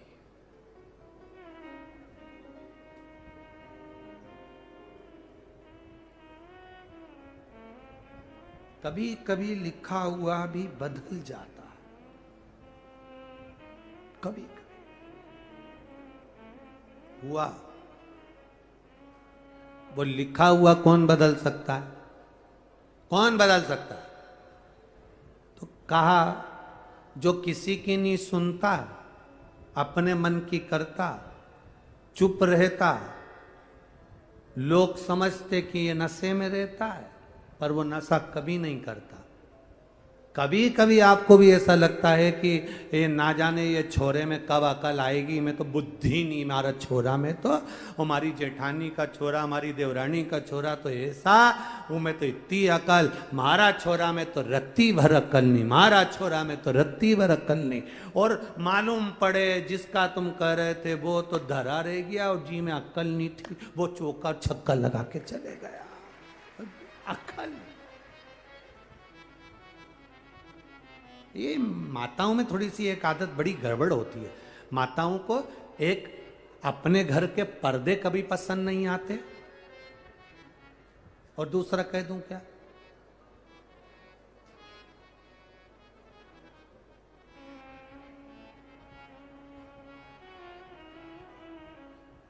माताओं को अपने घर के पर्दे, अरे लेके भी आई तो भी अच्छे नहीं लग रहा। हम तो वहां गए थे, इतने जोरदार पर्दे थे, हमने देखे जीजी के घर में, इतने बढ़िया। और एक अपने घर में जो भोजन बने वो पसंद नहीं आता, भोजन भी दूसरी जगह का ही पसंद आता है। सास इतने बढ़िया गुजिये बनाए, सास के हाथ के गुजिये और अचार पूरे मोहल्ले के लोगों को अच्छा लगेगा, पर घर में रहने वाली जगदम्बा को अच्छा ही नहीं। ये जगदम्बा ये चंद्र घंटा कभी भी नहीं, एक बार भी नहीं किया मम्मी क्या जोरदार अचार बनाया। लोग आकर के जाए, मौसी के बच्चे, मौसी की बहू, उनका बच्चा, उनकी बेटी, सब आकर के मासी जी अचार भेज दोगी क्या, बहुत जोरदार बनाती हो। हमारी काकी जी पापड़ बहुत जोरदार बनाती हो, भेज दोगी क्या। सब तारीफ करे, पर घर की जगदम्बा वो बोले ही नहीं एक शब्द। सास बना बना के रखे, सबको पसंद आए, और जगदम्बा कभी नहीं खाए, रखती जाए रखती जाए रखती जाए। पहले बरनी में रखे, बरनी से फिर जब बेकार होने लगे तो फ्रीज में धरे, फ्रीज में भी बेकार होने लगे तो जो बर्तन मांजने आए उसको चुपचाप से डब्बा में भर के दे दे। और सास एक दिन पूछे क्योरी मैंने अचार रखा था, अब बोल भी नहीं सकती कि काम वाली को दे दिया। नहीं तो ये तो जगदम्बा है, वो चंद्र घंटा बन जाए, बोली भी नहीं सकती कि मैंने दे दिया, बोल नहीं। अब मां अंजना कौन है ऐसा, केसरी जी ने पूछ रहा, राजा केसरी पूछ रहे तुम बताओ ऐसा कौन है जो भाग्य को भी बदल सकता है, भाग्य को भी पलट सकता है।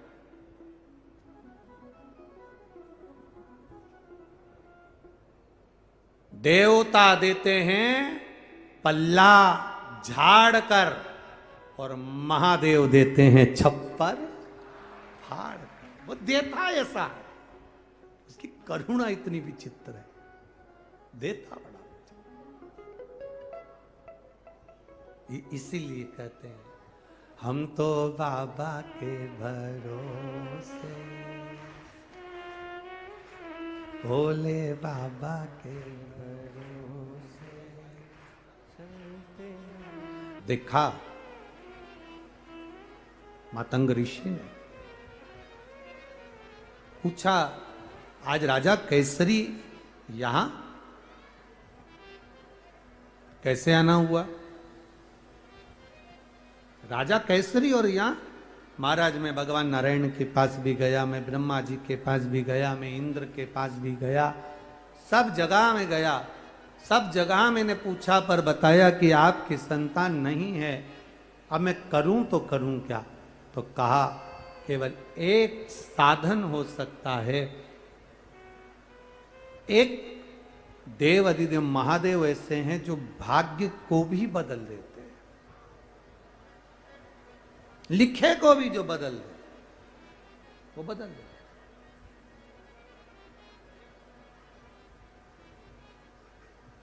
और लाखों के दुखड़े जो तू हर गया डमरू वाले, तो मेरे दुखड़ों को देख कर क्यों डर गया डमरू वाले। वो बदल सकते हैं। क्या करना होगा मुझे आप बताएं, क्या करूं मैं जिससे मेरे गोद में संतान का सुख हो जाए। मां अंजना कर रही है, क्या करा जाए जिससे संतान का सुख मुझे प्राप्त हो, संतान का सुख मिले मुझे, क्या करूं। कहा मातंग बाबा ने, सुनो अंजना, जब आप पार्थिव शिवलिंग का पूजन करो, विसर्जन करो, किसी शिवालय में जाकर एक लोटा जल बाबा को जब समर्पित करो, शंकर भगवान का जब स्नान पूजन आदि आदि आप कराएं, तब देवादिदेव महादेव के जल का आचमन अवश्य करें, आचमन करिए। अंजना माता स्वयं भगवान शिव की भक्ति में रमने के लिए तैयार, मान जाओ, ठीक है बाबा।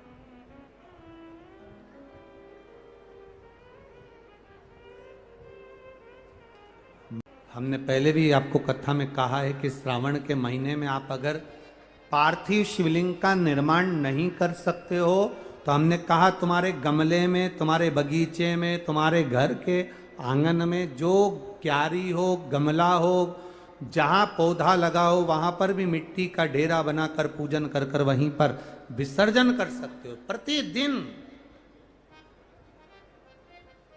प्रतिदिन शंकर पर चढ़े हुए जल का आचमन जब हम करते हैं, शिव तत्व हमारे भीतर जाता है, शंकर भगवान का तेज पुंज हमारे भीतर जाता है, एक ज्योति जो शिव में समाई है वो हमारे भीतर जाती है, वो मिल। इतनी फलदायी है क्या?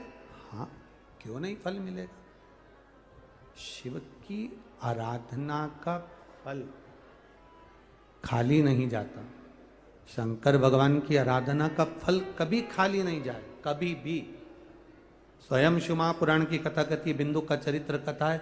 एक ब्राह्मण बिंदु जो कि अपने कर्म से विचित्र हो गया, चोरी कर कर धन ले जा रहा था, पानी में डूबकर मर गया, पानी में डूबकर मरा और उसका अंतिम संस्कार भी कर दिया तो भी उसके मुक्ति नहीं मिली। तब मुक्ति नहीं मिली, तब उसके लिए प्रयास किया चंचुला देवी ने और काशी गई। काशी में शिव महापुराण की कथा सुनकर परम धाम कैलाश गई। कैलाश में भगवान देवाधिदेव महादेव की अर्धांगिनी माता पार्वती जी की सखी बन गई। मौन रहती थी, चुप रहती थी चंचुला देवी। तब पार्वती जी ने पूछ लिया था, तुम चुप क्यों रहती हो? समझाया, बताया। चुप रहने का कारण केवल इतना सा है, मेरा पति प्रेत योनि में पड़ा हुआ है, उसकी मुक्ति नहीं हो रही, उसकी मुक्ति का उपाय क्या करूं? पार्वती जी ने कहा, शिव महापुराण की कथा करवाओ। शिव पुराण की कथा तो करवा लूं, पर तुम रुका जी कह रहे हैं कि कथा में जजमान में कैसे बन सकते हैं? तब शंकर पार्वती स्वयं यजमान बने। शिव पार्वती स्वयं।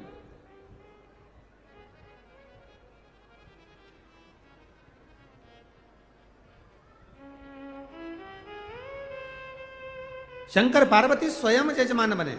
ईसर जी गोरा जी गणा गौर बने और चंचुला देवी के लिए शिव महापुराण की कथा श्रवण करने के लिए, चंचुला देवी के लिए शिव महापुराण की कथा श्रवण करने चाहिए। ध्यान दें, जब मेरे देवाधिदेव महादेव चंचुला देवी के लिए सम्मुख में प्रकट हो सकते हैं और उसके पति को मुक्ति दिलाने के लिए, मोक्ष दिलाने के लिए ईसर जी गोरा जी बनकर शिव महापुराण की कथा श्रवण करने जा सकते हैं, तो क्या हमारा उद्धार करने के लिए देवाधिदेव महादेव नहीं आ सकते हैं? ये तो कृपा उस महादेव की।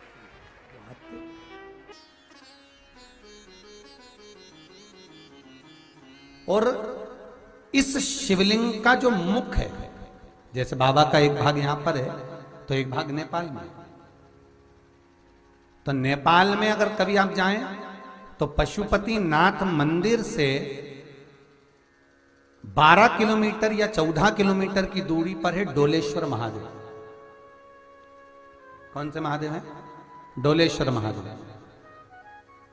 ये केदारनाथ जी जो आधा भाग है, इसका आधा भाग जब शीश कटा था तो डोलेश्वर महादेव के रूप में नेपाल में गिरा था। कई लोग कहते हैं पशुपति नाथ का जो मंदिर है वही बाबा का सिर है।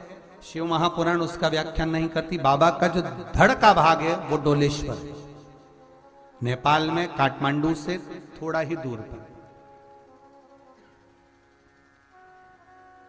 वहीं पशुपतिनाथ मंदिर से 12 या 14 किलोमीटर दूर है डोलेश्वर महादेव, जहां शिव का शीश कटा पड़ा। बाबा का आधा धड़। भगवान विष्णु और ब्रह्मा ने आकर कहा, भोलेनाथ अगर ये आज नहीं मरा तो फिर नहीं मरने वाला, आप कृपा करो। शंकर भगवान ने उसी समय अपना असली स्वरूप दिखाया। हाथ में त्रिशूल लिया, तारकाक्ष विदुम्माली को मारने के लिए त्रिशूल का भाग दिया। कमलाक्ष की भागने लगा, भगवान ने त्रिशूल का पीछे का भाग कमलाक्ष की में दिया। तीनों के प्राण छूट गए। देवताओं ने पुष्पों की वृष्टि कर दी, गंधर्व गान कर दी, अप्सरा नृत्य कर दी। चारों तरफ सुख समाहित हो गया। हर हर महादेव हर। चारों तरफ आनंद जब स्थापित हो गया, बाबा भूत बावन भूतेश्वर ने कहा, हे ब्रह्मा, हे नारायण, हे 33 कोटि देवता, आप सब पशु बने हो और मैं आपका पति बना हूं। आप पशु हो, मैं आपका पति हूं। घर के अंदर एक बहुत सुंदर बात है शिव महापुराण की, बहुत ध्यान दीजिएगा।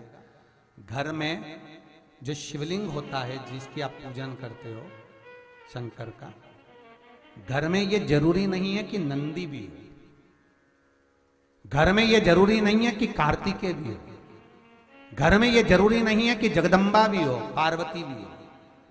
घर में अगर तुम्हारे शिवलिंग विराज रहा है तो परसों की कथा में कहा था कि शिवलिंग के चारों तरफ भगवान शंकर का संपूर्ण परिवार, शंकर के पूरे 13 की 13 बच्चे, शंकर भगवान की धर्मपत्नी मां गौरा रानी, महारानी जगदम्बा, ये सब भगवान शंकर के शिवलिंग के आसपास विराज।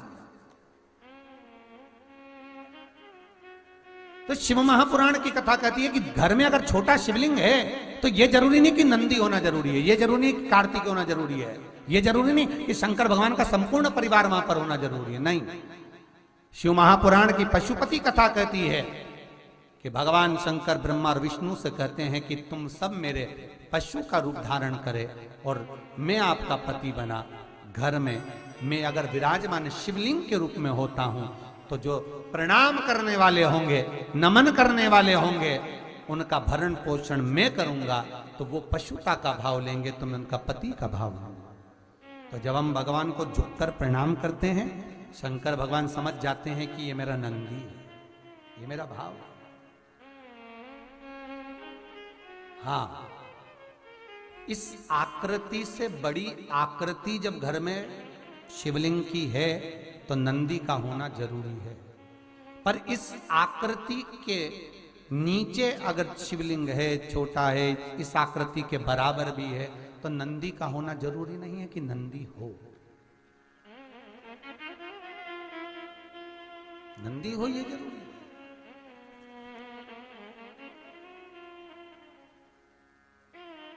स्वरूप बाबा का, ब्रह्मा और विष्णु कहते हैं हे भोलेनाथ, आपका यह स्वरूप संसार में पूजाए कामना को पूर्ण करने वाला है।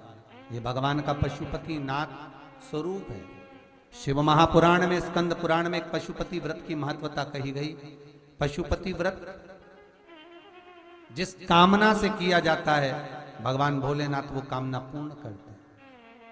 आप तो अगर विश्वास रखकर किसी कामना में आप शिव के कथा में भी बैठे हैं कामना कर कर, तो बाबा मनोरथ पूर्ण तो करता है, बाबा मनोरथ पूर्ण करेगा। एक ये बहन जी भोपाल से आती हैं रोज, इनको शुगर भी है, पांव में तकलीफ भी थी, कष्ट भी था। आज हमने इनसे पूछा कि तुम्हारी तबीयत कैसी है, पहले से आराम है? तो ये बहुत आराम है ना, माइक दे रहा।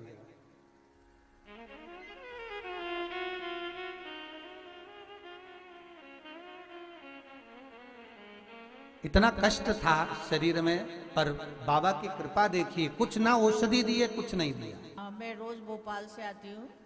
पहले मैं नीचे बैठ ही नहीं सकती थी, घुटना नहीं मुड़ता था, लेकिन अब मुझे पहले से बहुत आराम है। रीढ़ की हड्डी में भी दर्द थी, अब ठीक है, अब ठीक, बाबा की कृपा है। इसी क्रम में एक रिधिमा राठौर बेटी है, हमने इससे पूछा था बेटा तू कथा सुनने क्यों आ रही है? तो कहा गुरुजी मैं डॉक्टर तो बन गई हूँ, पर मुझे गवर्नमेंट जॉब नहीं मिल रहा, मतलब डॉक्टर बनने के बाद भी गवर्नमेंट में शिफ्ट नहीं हो रही। बाबा ने ऐसी कृपा कर दी कि आज इसको वापिस डॉक्टर का पद पाकर ये गवर्नमेंट जॉब में भी पहुंच गई है। ये बाबा की कृपा है विश्वनाथ, ये बाबा की कृपा है। एक ये बैठी है हरियाणा साहब, कल कहाँ गई भाई, खड़े हो जरा।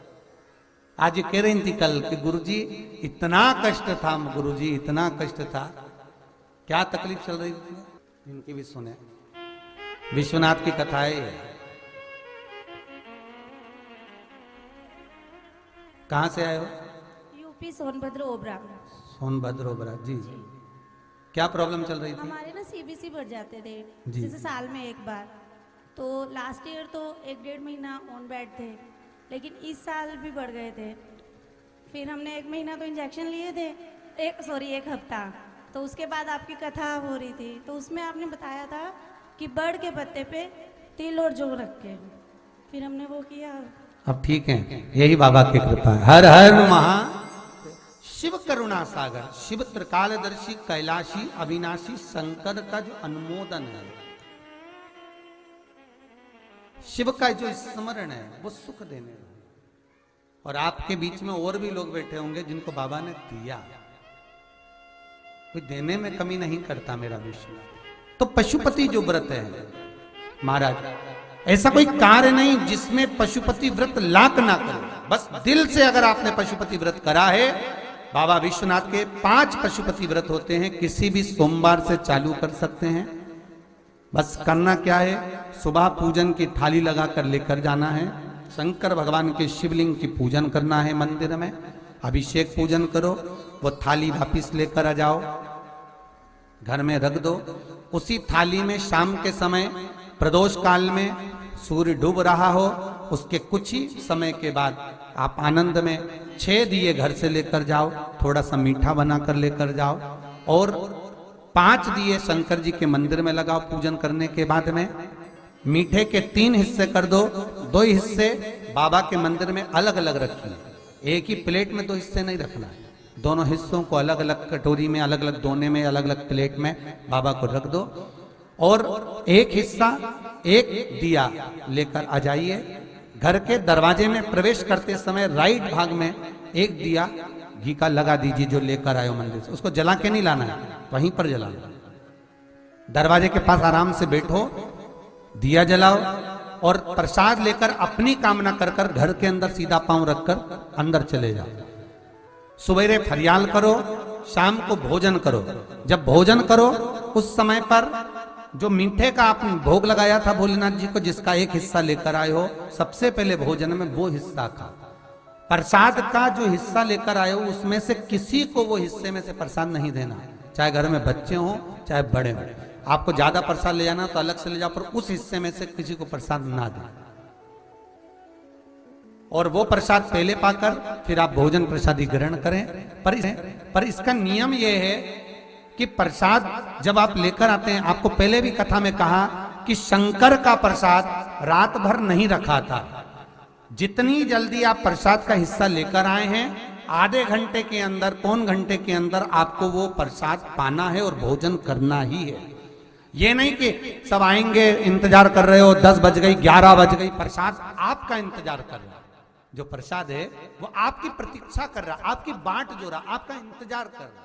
ज्यादा रखकर बहुत दिनों तक पड़ा है, थोर रखी है, मोहन थाल रखा है, लड्डू रखा है, पेड़ा रखा है, कुछ सामान रखा। नहीं नहीं भाई, जितना बने उतना लाओ, नहीं तो किसी को तुरंत बांट दो, समापन करो। पर अपने यहाँ पर बहुत दिन तक रखकर उसका बाबा स्वयं, मेरा श्री जी बाबा, मेरे तिरुपति बाबा, मेरा गोवर्धन नाथ, मेरा भोलेनाथ, उस प्रसाद के रूप में तुम्हारे घर में कितने दिन इंतजार करे कि मैं तेरे भीतर प्रवेश करूं, पर तू कराए नहीं, पड़ा है, रखा रहने दो, मन नहीं करता।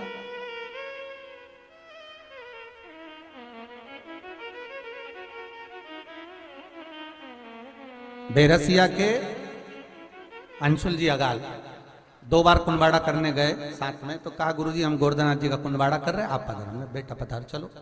गिरिराज जी गए, 1 बोरी का कुंवाड़ा करा, बहुत सारा प्रसाद हुआ। हमने कहा अंशुल इतना प्रसाद का क्या करोगे तुम? कहे बताओ आपको क्या करना है। हमने कहा तुम्हें कितना प्रसाद चाहिए? बेरसिया हम बांट, बस गुरुजी 1 पीपा, 1 छाछ, 2 छाप, 4 छाप, 10 छाप। हमने कहा उतना ले लो, बाकी का यहीं पर जितने आए शयन दर्शन में, जितने बैठे हैं यहाँ पर शयन दर्शन में, भगवान का दर्शन कराए, सबको बांट दो। हम कहते हैं कि हम पूजन करते हैं, हम पाठ करते हैं, हम अर्चना करते हैं, हम अनुष्ठान करते हैं, हम भगवान की सेवा करते हैं, फिर दुख हमको ही क्यों आता है? उसका कारण केवल इतना सा कि दुख हम खुद बुलाते हैं, दूसरा नहीं। हम स्वतः पशुपति व्रत 5 व्रत करो। 5 व्रत पूर्ण होने पर कई माताएं कहती है कि बीच में हमारे व्रत छूट जाते हैं रजस्वला धर्म के समय पर, तो व्रत तो करना पड़ेगा पर पूजन नहीं होगी और वो गिनती में भी नहीं आएगा। पर व्रत करना है पर गिनती में नहीं आएगा। मार पूजन भले मत करो, 7 दिन बाद आप जो व्रत करें वो अपने ऊपर है, पर गिनती में नहीं आएगा। व्रत करना पड़ेगा। गिनती में तब आएगा जब दरवाजे पर आप दिया लगाएंगे, जितने दिए आपने लगाए उसी गिनती में आएगा।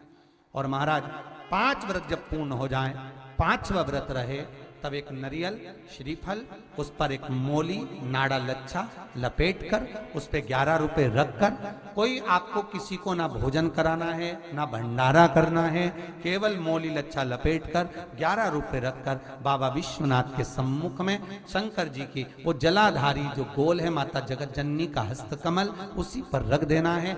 विनती कर देना, बाबा मेरी ये कामना से मैंने ये व्रत किया। जो पशुपति व्रत स्कंद पुराण में, लिंग पुराण में, नर्मदा पुराण में, शिव महापुराण में, पद्म पुराण के अंदर वर्णन किया, वो व्रत मैंने किया। बाबा मेरे इस व्रत को स्वीकार करना, मेरी कामना पूर्ण करना। बाबा को झोली पसार कर प्रणाम करो और अपने घर को चल जाओ। बस यही 5 व्रत का विधान है। पशुपति व्रत ऐसा कोई काम नहीं जो ना हो, बस दिल से अगर व्रत किया है तो बाबा मनोकामना पूर्ण तो करे ही है।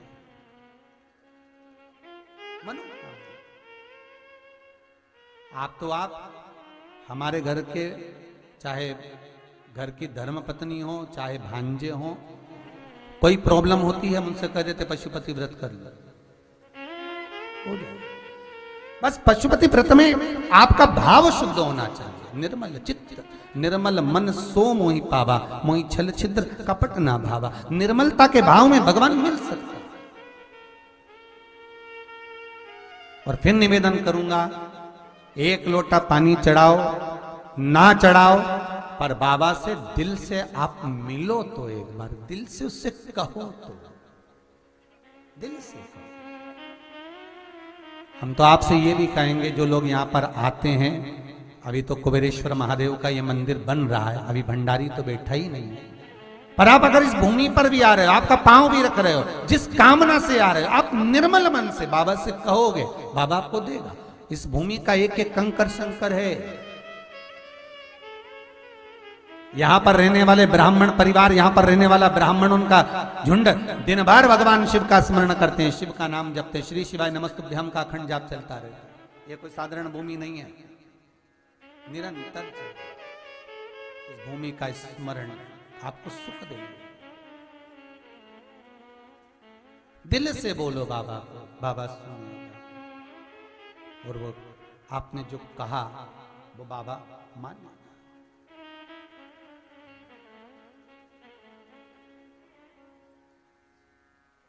महाराज वो कहते हैं ना, भोले अपने दर से अब तो न टालो, गिरी जा रही हूँ, उठा लो उठा। अगर दुख है, तकलीफ है, कष्ट है, तो मेरे बाबा शिव, मेरा ओघड़दानी, मेरा शंकर, मेरा कैलाशी, मेरा अविनाशी, स्वयं श्रीमद वल्लभाचार्य जी, स्वयं श्री रामानुजाचार्य जी, ये जितने बड़े बड़े संत हुए, मेरे श्रीमद वल्लभाचार्य जी ने स्वयं गोवर्धन नाथ जी से पूछा था, ए गिरिराज बाबा, ए श्री जी बाबा, मुझे ये बताओ कि मैं अपने प्राणों को कहां त्यागूं, इन प्राणों को कहां छोड़ूं। श्री रामानुजाचार्य जी पूछते हैं रंगनाथ जी से, स्वयं भगवान राम से, स्वयं वेंकटलाल से, मैं अपने प्राणों को कहां दूं। भगवान गोवर्धन नाथ जी श्रीमद वल्लभाचार्य जी को कहते हैं, हे वल्लभ मेरे गले लग। और आज भी मेरे वल्लभ का प्रथम दर्शन का जब दर्शन करेंगे गिरिराज बाबा के गले लगते हुए, और जब जाते हुए तो मेरे ठाकुर कहते हैं कि तू काशी चले जा। कहां जा? काशी। और काशी में जाकर अपने प्राणों, तो काशी क्यों? श्रीमद वल्लभाचार्य जी पूछते काशी क्यों? तो गिरिराज बाबा कहते हैं काशी जा, क्योंकि वो अमिमुक्त नगरी है, वो मोक्ष नगरी है। पूरी पृथ्वी पर दुनिया में केवल एक नगरी है काशी, जहां पर मरने वाले का सीधा कान अपने आप टेढ़ा हो जाता है आज भी। तो वहां जा, अभिमुक्त नगरी में, काशी में, जहां पहुंचने के बाद मुक्त हो जाता है। फिर कहूंगा, निवेदन करूंगा, अपने गांव में किया गया पाप तीर्थ में जाकर धो सकते हो, तीर्थ में किया हुआ पाप 4 धाम में जाकर धो सकते हो, 4 धाम में किया हुआ पाप कहीं नहीं धुलता, केवल काशी में पांव रखने से ही समाप्त हो जाता है। वो अभिमुक्तता है, मोक्ष है काशी। कभी मौका मिले तो एक पांव काशी जरूर रखो कि एक बार हमें काशी जाना है। जिसका कोतवाल स्वयं काल भैरव हो। जब भगवान शंकर ने ब्रह्मा का सिर काटवाया था, काल भैरव को उत्पन्न करा था। काल भैरव ने अपने पांव के अंगूठे के नख से ब्रह्मा जी का सिर काट दिया। तो काल भैरव ने पूछा मैं कहां जाऊं, तो भगवान बोले काशी में रहे, तू तो वहां का कोतवाल। इसलिए आज भी काशी की कोतवाली खाली रहती है। काशी की कोतवाली में कोई टीआई या कोतवाल नहीं बैठ सकता कुर्सी पर, क्योंकि उस कोतवाली का कोतवाल केवल मेरा काल भैरव है। और अगर भूल से भी कोई टीआई, कोई कोतवाल कोतवाली के अंदर कुर्सी पर बैठ जाता है तो वो चले जाते। इसलिए उस कुर्सी पर कोई बैठता ही नहीं, क्योंकि वहां का कोतवाल स्वयं काल भैरव है। स्वयं काल भैरव। वहां की कोतवाली में कोई कोतवाल नहीं, बस वहां काल भैरव बैठा। अभी मुक्तता है। कभी कभी जाएं तो भ्रमण करें, बहुत सुंदर। अब महेश्वरी भवन में कई बार कथा करें तो बहुत आनंद है काशी का, बहुत। अभी मुक्तता है। कहा पशुपति मेरा नाम पड़ा है, देवता आनंद पाएंगे। केवल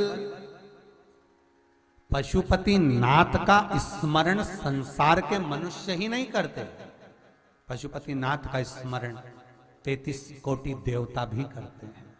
33 कोटि देवता।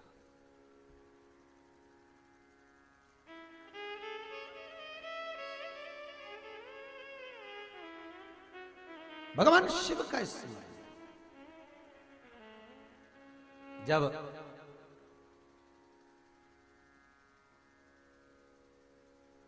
राजा अनर्थ को मालूम पड़ा कि ये सृष्टि का संचालन सब भगवान के हाथ में है, और राजा अनर्थ जब भगवान शिव की भक्ति में, नारायण की भक्ति में, ब्रह्मा की भक्ति में डूब गए, एक दिन राजा अनर्थ के पिता ने कहा अरे मैं सारी जायदाद का हिस्सा करना चाहता हूं, सबको बांटना चाहता हूं, ये मेरी जायदाद है, ये मेरी प्रॉपर्टी है, ये मेरा मकान, ये मेरा प्लॉट, सबको बांट रहा हूं। तो राजा अनर्थ के मुख से निकल गया पिताजी आपका क्या है? तो भगवान भूत भावन भूतेश्वर का ये कैलाश पर्वत मृत्यु लोक सब भगवान शिव का, तो मृत्यु लोक है किसका? शिव का। ब्रह्मलोक ब्रह्मा का, वैकुंठ लोक भगवान विष्णु का, मृत्यु लोक के अधिपति भगवान शंकर, यहां का हर कंकर शंकर है, तो आपका है क्या? राजा अनर्थ के पिता को क्रोध आ गया और अनर्थ से कहा ए अनर्थ, मैं तुझे श्राप देता हूं कि पृथ्वी पर कहीं रहेगा तो तू जलकर राख हो जाएगा। अनर्थ तो दौड़ा और भगवान शिव का स्मरण करने के लिए एक पानी में कूदकर एक छोटे से कंकर को उठाकर अनर्थ ने हथेली में रख लिया और उस पर जल का भाग चढ़ाने लगा। निरंतर आनंद में निरंतर करता रहा, पानी से बाहर ही नहीं निकला, क्योंकि उसको श्राप था। राजा अनर्थ को श्राप है कि तू पानी से बाहर आया कि जला, तो वो पानी में खड़ा रह गया, बस जल चढ़ा रहा है, एक कंकर पर शंकर समझकर जल समर्पित कर रहा। शिव प्रसन्न हो गए। क्या बात है अनर्थ? अनर्थ कहते हैं मुझे श्राप लगा मेरे पिता का, अगर मैं पानी से बाहर निकलूंगा तो जल जाऊंगा, पृथ्वी पर कहीं पर भी रहूंगा तो जलूंगा। भगवान शिव बोले काहे को चिंता करते हो, वैकुंठ अधिपति का स्मरण करिए, मैं नारायण को यहां भेजता हूं। भगवान विष्णु को भेजा, भगवान शिव ने आप जाइए। भगवान विष्णु बोले भोलेनाथ आप मुझे भेज रहे हैं? हाँ आप जाओ। क्यों? जाओ तो और राजा अनर्थ जो मांगे उसको दे दो। भगवान विष्णु आए और राजा अनर्थ से पूछा मांग तुझे क्या चाहिए? मुझे श्राप लगा मेरे पिता का कि जहां पृथ्वी पर रहूंगा तो जल जाऊंगा, इसलिए पानी में खड़ा हूं, शिव का स्मरण कर रहा हूं। बाबा भोलेनाथ जी ने कहा है मैं आपसे कुछ मांगू। भगवान विष्णु बोले मांग तुझे क्या चाहिए? अनर्थ कहता है मैं पानी के बाहर नहीं निकलना चाहता, पानी के अंदर कोई ऐसा कुछ कर दीजिए कि मैं इसमें रह जाऊं। भगवान विष्णु ने अपने सुदर्शन चक्र को भेजा, जाओ बैकुंठ के पीछे का ईशान कोण काट कर लिया। बैकुंठ में ईशान कोण नहीं है, बैकुंठ के पीछे का ईशान कोण काट कर लेके आओ। सुदर्शन चक्र गया, बैकुंठ का ईशान कोण काट कर लिया आया, और वो सुदर्शन चक्र अपने ऊपर लेकर आया। सुदर्शन घूमता रहा, उसके ऊपर वो बैकुंठ का हिस्सा रखा रहा, पानी में लाकर रखा। ले अनर्थ तुम इस पर रहना, जैसे ही पानी में से सुदर्शन चक्र हटा, बैकुंठ का हिस्सा डूबने लगा। जैसे डूबने लगा, भगवान विष्णु के सामने शिव जी आकर खड़े हो गए। नारायण, एक काम करो, आपका जो सुदर्शन चक्र है उसी पर यह हिस्सा रख दो और समुद्र में रख दो। चक्र को समुद्र में रखा, उस पे बैकुंठ का हिस्सा रखा, वो घूमता रहा। घूमता घूमता राजा अनर्थ उसका द्वार ढूंढने लगा। द्वार कहां, द्वार कहां, द्वार कहां? उसका नाम द्वारका हो गया। द्वारका के राजा बन गए राजा अनर्थ पानी के अंदर। अनर्थ के यहां पर जब वंशावली बढ़ी तो राजा रेवत हुए, जिनकी कन्या रेवती हुई। राजा रेवत ने अपनी बेटी का विवाह करना चाहा। कोई ऐसा वर मिले जो मेरी बेटी जो गदा युद्ध करती है, उस गदा युद्ध में जो हराएगा वो इसका पति माना जाएगा। यमराज भी आया रेवती से विवाह करने, शनि महाराज भी आए रेवती से विवाह करने, नहीं हुआ। बलभद्र जी आए रेवती से विवाह करने। बलराम जी के साथ जब युद्ध हुआ, रेवती हार गई, गले में माला पहना दी। रेवत ने अपनी जो द्वारका थी वो रेवती को दे दी कन्यादान में। अब किसकी हो गई वो? बलभद्र जी की, रेवती जी। समय आया जब भगवान युद्ध का मैदान छोड़कर भागे तो इसी द्वारका में प्रवेश करे, रेवत की द्वारका में।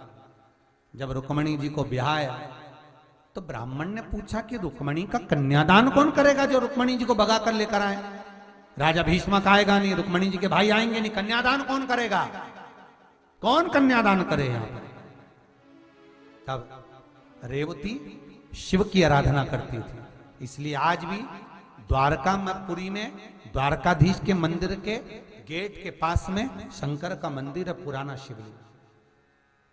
भगवान शिव आकर बोले, रेवती बलभद्र जी को बोलो कि वो कन्यादान करें। तो रुक्मणी का कन्यादान बलभद्र और रेवती ने करा। जब रेवती जी ने कन्यादान करा तो बलभद्र जी से पूछा कि कन्यादान में देंगे क्या? तो बलभद्र जी बोले, हमारे पास देने के लिए है क्या, केवल द्वारका है। और रेवती ने कन्यादान में द्वारका कृष्ण को दे दी, रुक्मणी को दे दी। नहीं तो हिंदू धर्म की रीति है कि घर का बड़ा बेटा सिंहासन पर बैठता है। द्वारका के सिंहासन पर बलभद्र जी को बैठना था, पर बैठे कौन है? द्वारकाधीश कृष्ण, क्योंकि वो कन्यादान में दे दी, कन्यादान में प्रदान कर दी, ये तुम रखो। और बलभद्र जी चले गए और वो जाकर मथुरा के राजा बन गए और भगवान द्वारकानाथ द्वारका के राजा बन गए। अर्थात शिव शंकर का पशुपति व्रत केवल सांसारिक मनुष्य ही नहीं करता, ये पशुपति व्रत देवता भी करते। देवता शिव साधारण नहीं है महाराज, उसका स्मरण मात्र। शास्त्र कह रहा है, एक शंखचूर्ण नाम के राक्षस हुए जिनकी धर्म पत्नी का नाम था तुलसी, और तुलसी नारायण का स्मरण करती थी। शंखचूर्ण उपद्रवी था, बहुत उपद्रव मचा। तुलसी के सातित्व को डिगाने के लिए भगवान ने भेज दिया, महादेव ने भगवान विष्णु को। तुलसी का सातित्व डिगा, शंखचूर्ण के प्राण छूट गए। भगवान शंकर ने शंखचूर्ण की हड्डियों को लात मारकर समुद्र में डाल दिया, जिससे शंख जाति का निर्माण हो गया। सारे देवी देवताओं पर शंख का जल चढ़ता है, पर शंकर भगवान पर कभी शंख का जल नहीं चढ़ता। भगवान शिव पर शंख का जल नहीं चढ़ेगा।